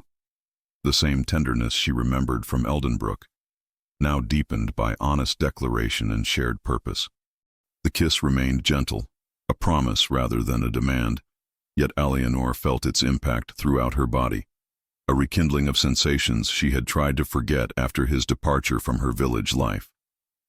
When they finally parted, both slightly breathless, the world seemed somehow altered, the colors brighter, the birdsong sweeter, the future suddenly expanded beyond what she had believed possible. I should return before the children wake, she said reluctantly, aware that the castle would soon stir to full morning activity. Of course. Edmund stepped back, respect for her wishes evident in every movement. Master Thaddeus will show you the royal infirmary this morning. Perhaps we might dine privately this evening. You, me, and the children. Nothing formal. Just a chance for William and Beatrice to know me as something more than the distant king they met yesterday. The suggestion, so considerate of her children's place in any possible future, confirmed that Edmund's proposal went beyond romantic impulse to thoughtful consideration of all involved. They would like that, she agreed. They still speak of Master Edric with great fondness. As do I of them, Edmund replied warmly. William's curiosity and Beatrice's gentle heart would bring much-needed life to these old stone halls. As they prepared to part ways, Alienor to return through garden pathways, Edmund via the private royal corridor, he caught her hand one last time. Whatever comes of our month of exploration, Alienor, know this. You have already changed the kingdom by changing its king. For that alone I will always be grateful. The simple declaration, spoken with such sincere conviction, followed her through the awakening castle. 1 month to determine if love could truly overcome centuries of tradition and political pragmatism. 1 month to decide if a village healer might possibly become a queen. The magnitude of the choice before her was breathtaking, yet for the first time since arriving at Castle Arthenwood, Alianor felt not overwhelmed, but purposeful, facing an uncertain future with clear eyes and an open heart. The great hall of Castle Arthenwood blazed with 1,000 candles, their light reflecting off polished marble floors and illuminating tapestries that chronicled the kingdom's history. Lords and ladies in their finest attire filled the vast space, jewels glittering at throats and wrists, hushed conversations creating a constant murmur beneath the music of court musicians. 1 month had passed since Alianor's dawn meeting with Edmund in the East Garden. 1 month of careful navigation through court politics, of establishing her role as royal healing advisor, of private moments stolen between royal duties and her children's adjustment to castle life. Now she stood at the entrance to the great hall, momentarily hesitant as she prepared to enter the most significant court gathering since her arrival. Tonight's celebration officially marked the signing of the new Northern Alliance, a comprehensive treaty negotiated without marriage ties, but whispers throughout the castle suggested another announcement might follow. "You look magnificent, Mother," William said softly beside her. At 12, he had adapted to court life with remarkable resilience, his natural intelligence earning respect from tutors and noble children alike. "As do you, my brave boy," she replied, straightening his formal tunic of dark blue velvet, a color that matched her own gown of midnight silk embroidered with silver stars. "And you, my sweet girl," she added, smiling at Beatrice, resplendent in pale blue satin. The past month had transformed them all. William's shoulders had straightened with new confidence born of royal tutoring and Edmund's personal attention during riding lessons. Beatrice had blossomed under Lady Helena's gentle guidance, her natural grace enhanced by proper instruction, and Alianor herself had gradually emerged from the shadow of village healer to become a respected voice in medical matters, her practical knowledge complementing the classical training of court physicians. "Lady Alianor," Captain Thorne approached with a formal bow. "His Majesty requests that you and your children be announced and seated before the general court enters." This deviation from protocol sent a flutter of anticipation through her chest. "Of course, Captain." Thorne escorted them through a side entrance, bypassing the main gathering area to approach the high dais where the royal table awaited. To Alianor's surprise, 3 places had been prepared immediately to the right of the king's chair, positions of highest honor traditionally reserved for royal family members. "Mother, we're sitting next to the king," Beatrice whispered excitedly, her 6-year-old sensibilities untroubled by the political implications. "Indeed you are, Lady Beatrice," came Edmund's voice as he entered through the private royal door. He wore formal court attire, deep burgundy velvet with gold embroidery, the crown of state resting on his dark hair, yet his eyes held the same warmth they had shown in her cottage in Eldenbrook. He approached with measured steps, the weight of kingship evident in his bearing, yet softened by genuine pleasure at their presence. "William, you look every inch a young nobleman. And Beatrice, surely the prettiest lady at court tonight." The children beamed at his praise, their initial awe of royalty, long since transformed into comfortable affection through private dinners and informal garden walks over the past month. Edmund turned to Alianor, his gaze warming as it took in her appearance. "And you, Lady Alianor, outshine the stars themselves." "Your Majesty is too kind," she replied formally, conscious of nearby courtiers preparing the hall. Edmund lowered his voice, stepping closer. "The seating arrangements will cause considerable speculation. Are you prepared for what follows?" The question encompassed far more than court gossip. During their month of exploration, Edmund had methodically addressed each concern she had raised in the garden, arranging for William's education with the kingdom's finest tutors, securing allies among influential nobles, developing the Northern Treaty that eliminated the need for political marriage, and gradually introducing Alianor into the mechanics of court governance. "I am," she answered simply, the 2 words carrying the weight of careful consideration and final decision. Relief and joy brightened his eyes. "Then let us begin this evening that will long be remembered in Arthenwood's history." As court nobles began flowing into the great hall, the unusual seating arrangement at the high table generated immediate ripples of speculation. Duke Alban's face darkened with barely suppressed fury when he noticed, while Lady Seraphine, entering in magnificent northern splendor, offered Alianor a subtle nod of acknowledgement. The formal dinner proceeded with traditional ceremony, multiple courses served with precise timing, toasts to the newly signed alliance, musical interludes between services. Throughout, Edmund maintained perfect royal decorum while occasionally engaging William and Beatrice in quiet conversation that put them at ease despite the grandeur surrounding them. As the final course was cleared, Edmund rose from his seat, instantly commanding the attention of the entire hall.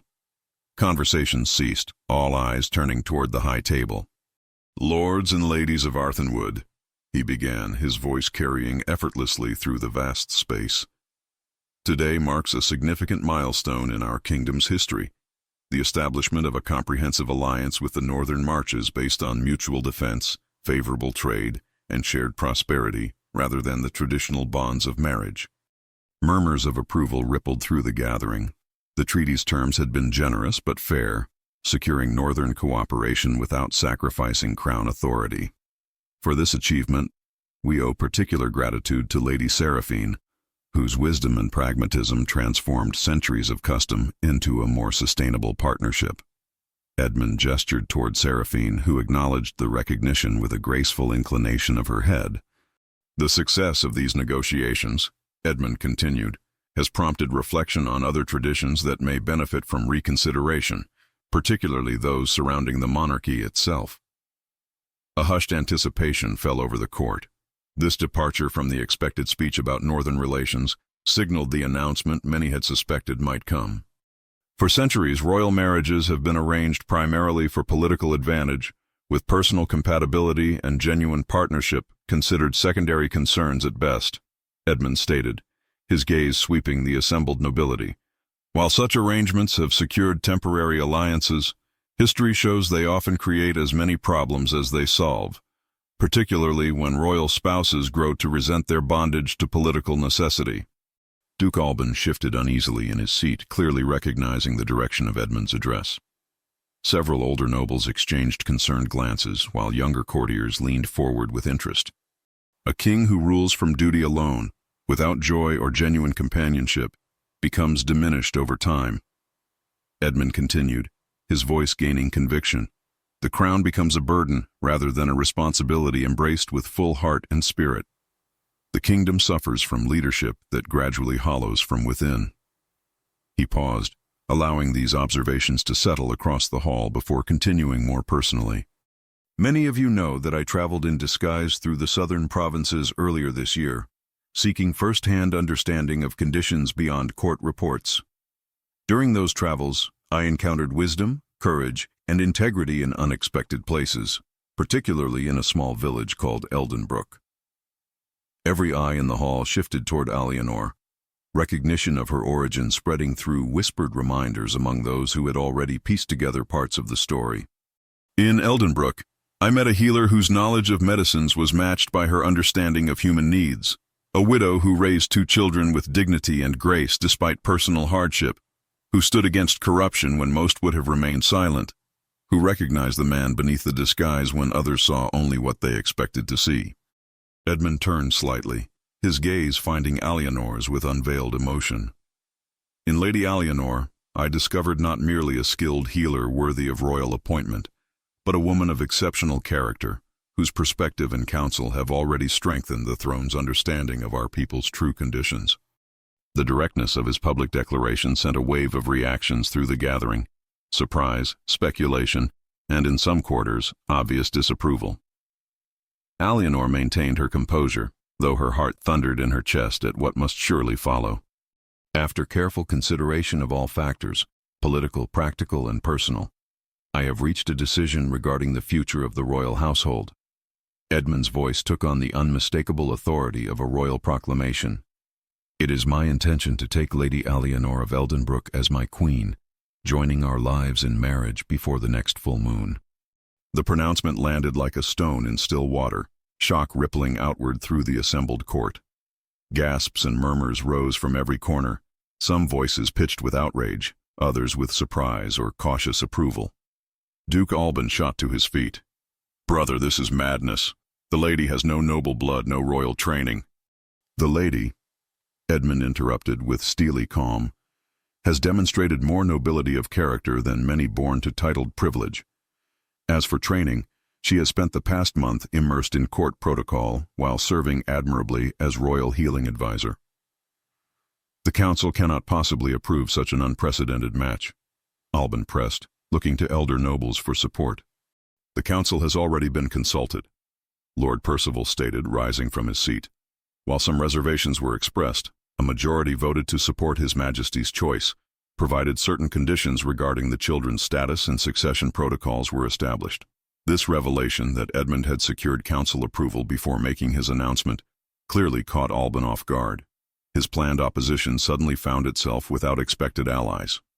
Furthermore, added Duke Fenmore, also standing, Lady Seraphine and the Northern Marches have formally endorsed the match as part of our new alliance framework. Seraphine rose gracefully, her golden hair catching the candlelight. Indeed, having come to know Lady Alianor personally, I can think of no one better suited to serve as Edmund's partner in both life and governance. The Northern Marches welcome this union and the fresh perspective it brings to the throne. This coordinated show of support from powerful quarters effectively neutralized immediate objections. Edmund had clearly prepared his ground thoroughly during the month of exploration, securing key allies and addressing potential opposition before this public declaration. Lady Alianor, Edmund turned to her formally, you have heard my intention. While I have secured necessary political approvals, the final decision rests with you alone. Will you accept this proposal of marriage with all its privileges and responsibilities?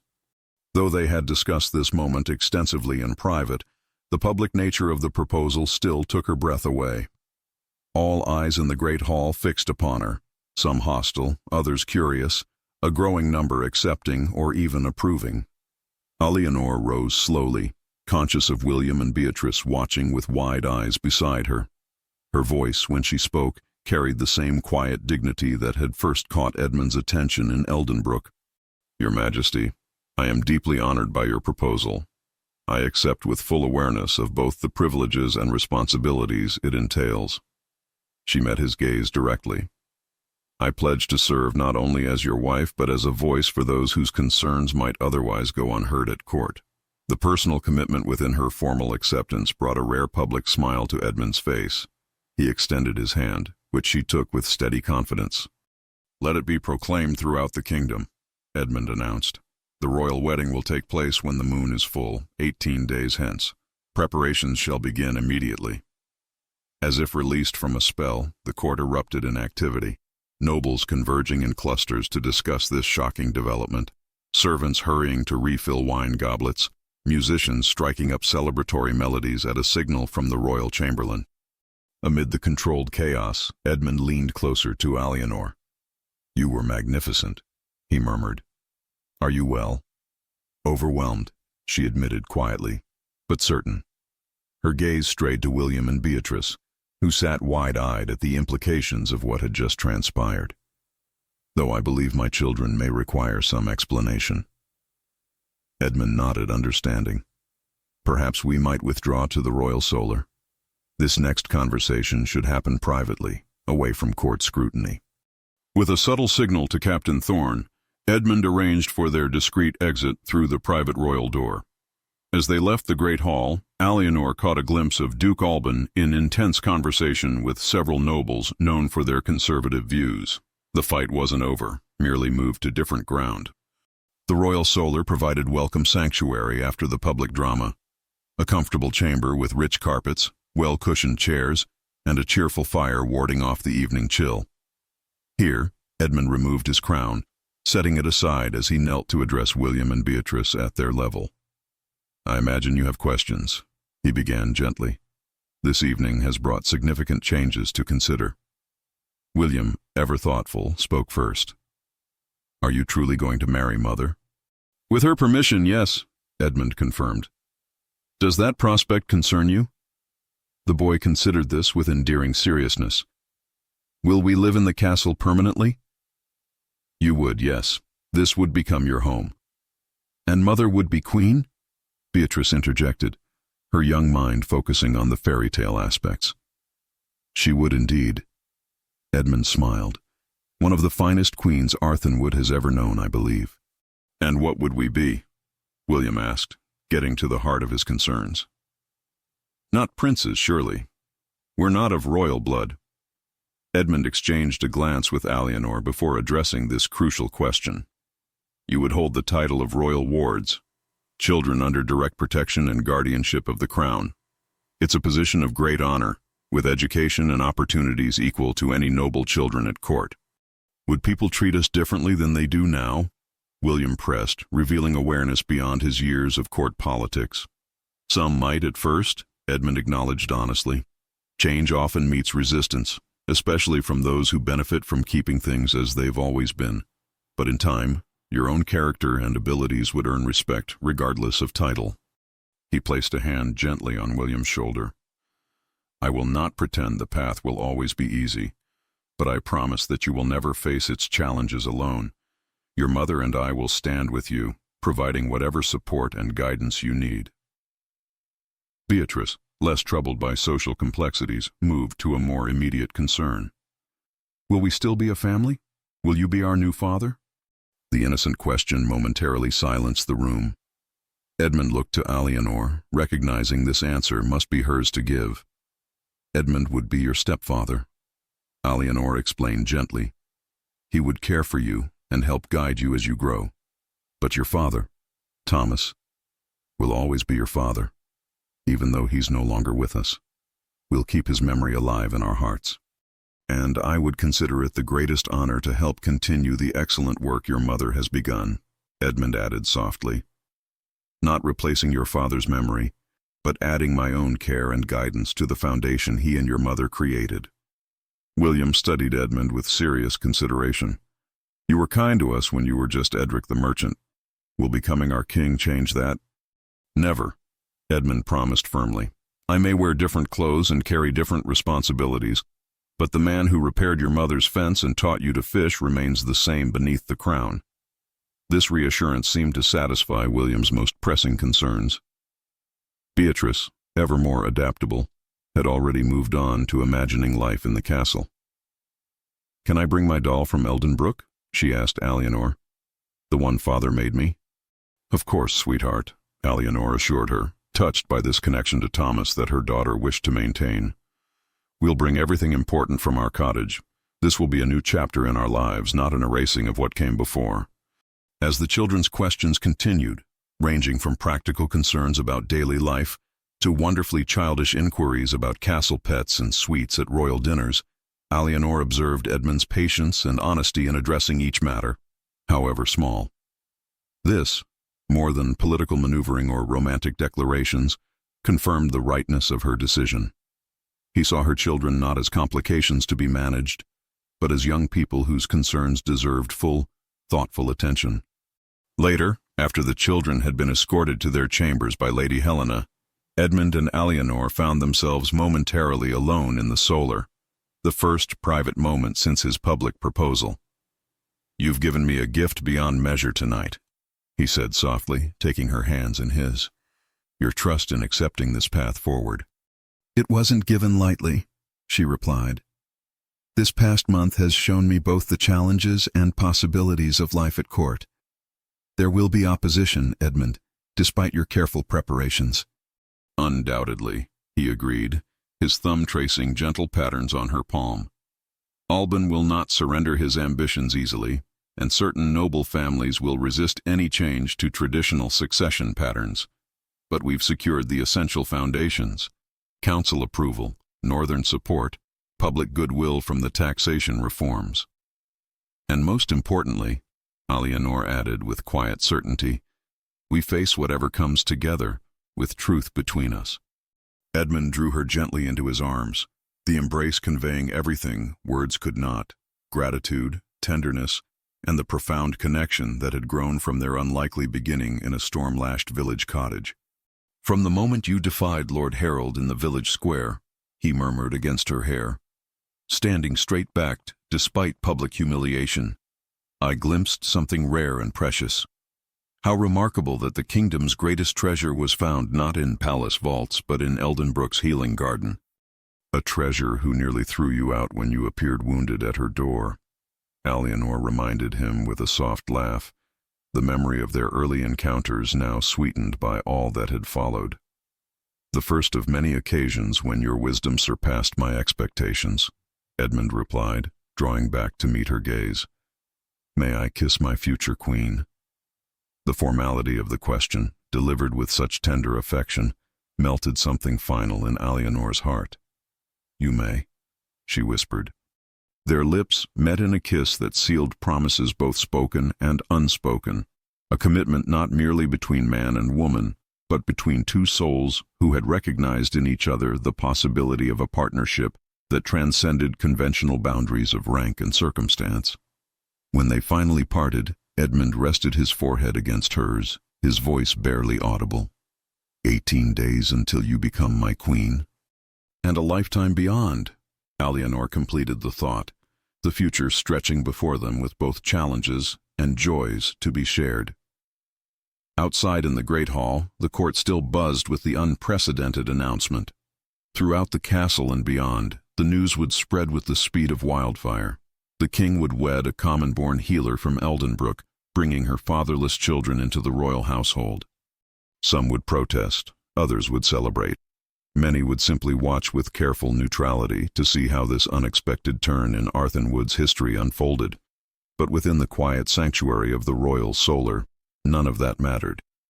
Here, Edmund and Alianor had created their own truth, one built not on tradition or political calculation, but on mutual respect, shared values, and love that had recognized itself across all barriers of rank and convention. As spring blossomed into summer across the realm, Castle Arthenwood prepared for a royal wedding unlike any in its long history. The village healer who had once been humiliated for daring to hope for a modest marriage would soon wear the queen's crown. Her children, once pitied as fatherless burdens, would take their place in the royal household with all the opportunities and challenges such elevation brought. And the king, who had discovered his heart's truth disguised as a simple merchant in a storm-lashed cottage, found himself not diminished by choosing love over convention, but strengthened, his rule enriched by the wisdom, compassion, and unflinching honesty of the remarkable woman who would soon stand beside his throne. In the end, what had begun as rejection in Eldenbrook's village square had transformed into the greatest royal love story of the age. Proof that true nobility resided not in bloodlines or titles, but in the character that revealed itself when facing life's storms with courage, integrity, and an open heart.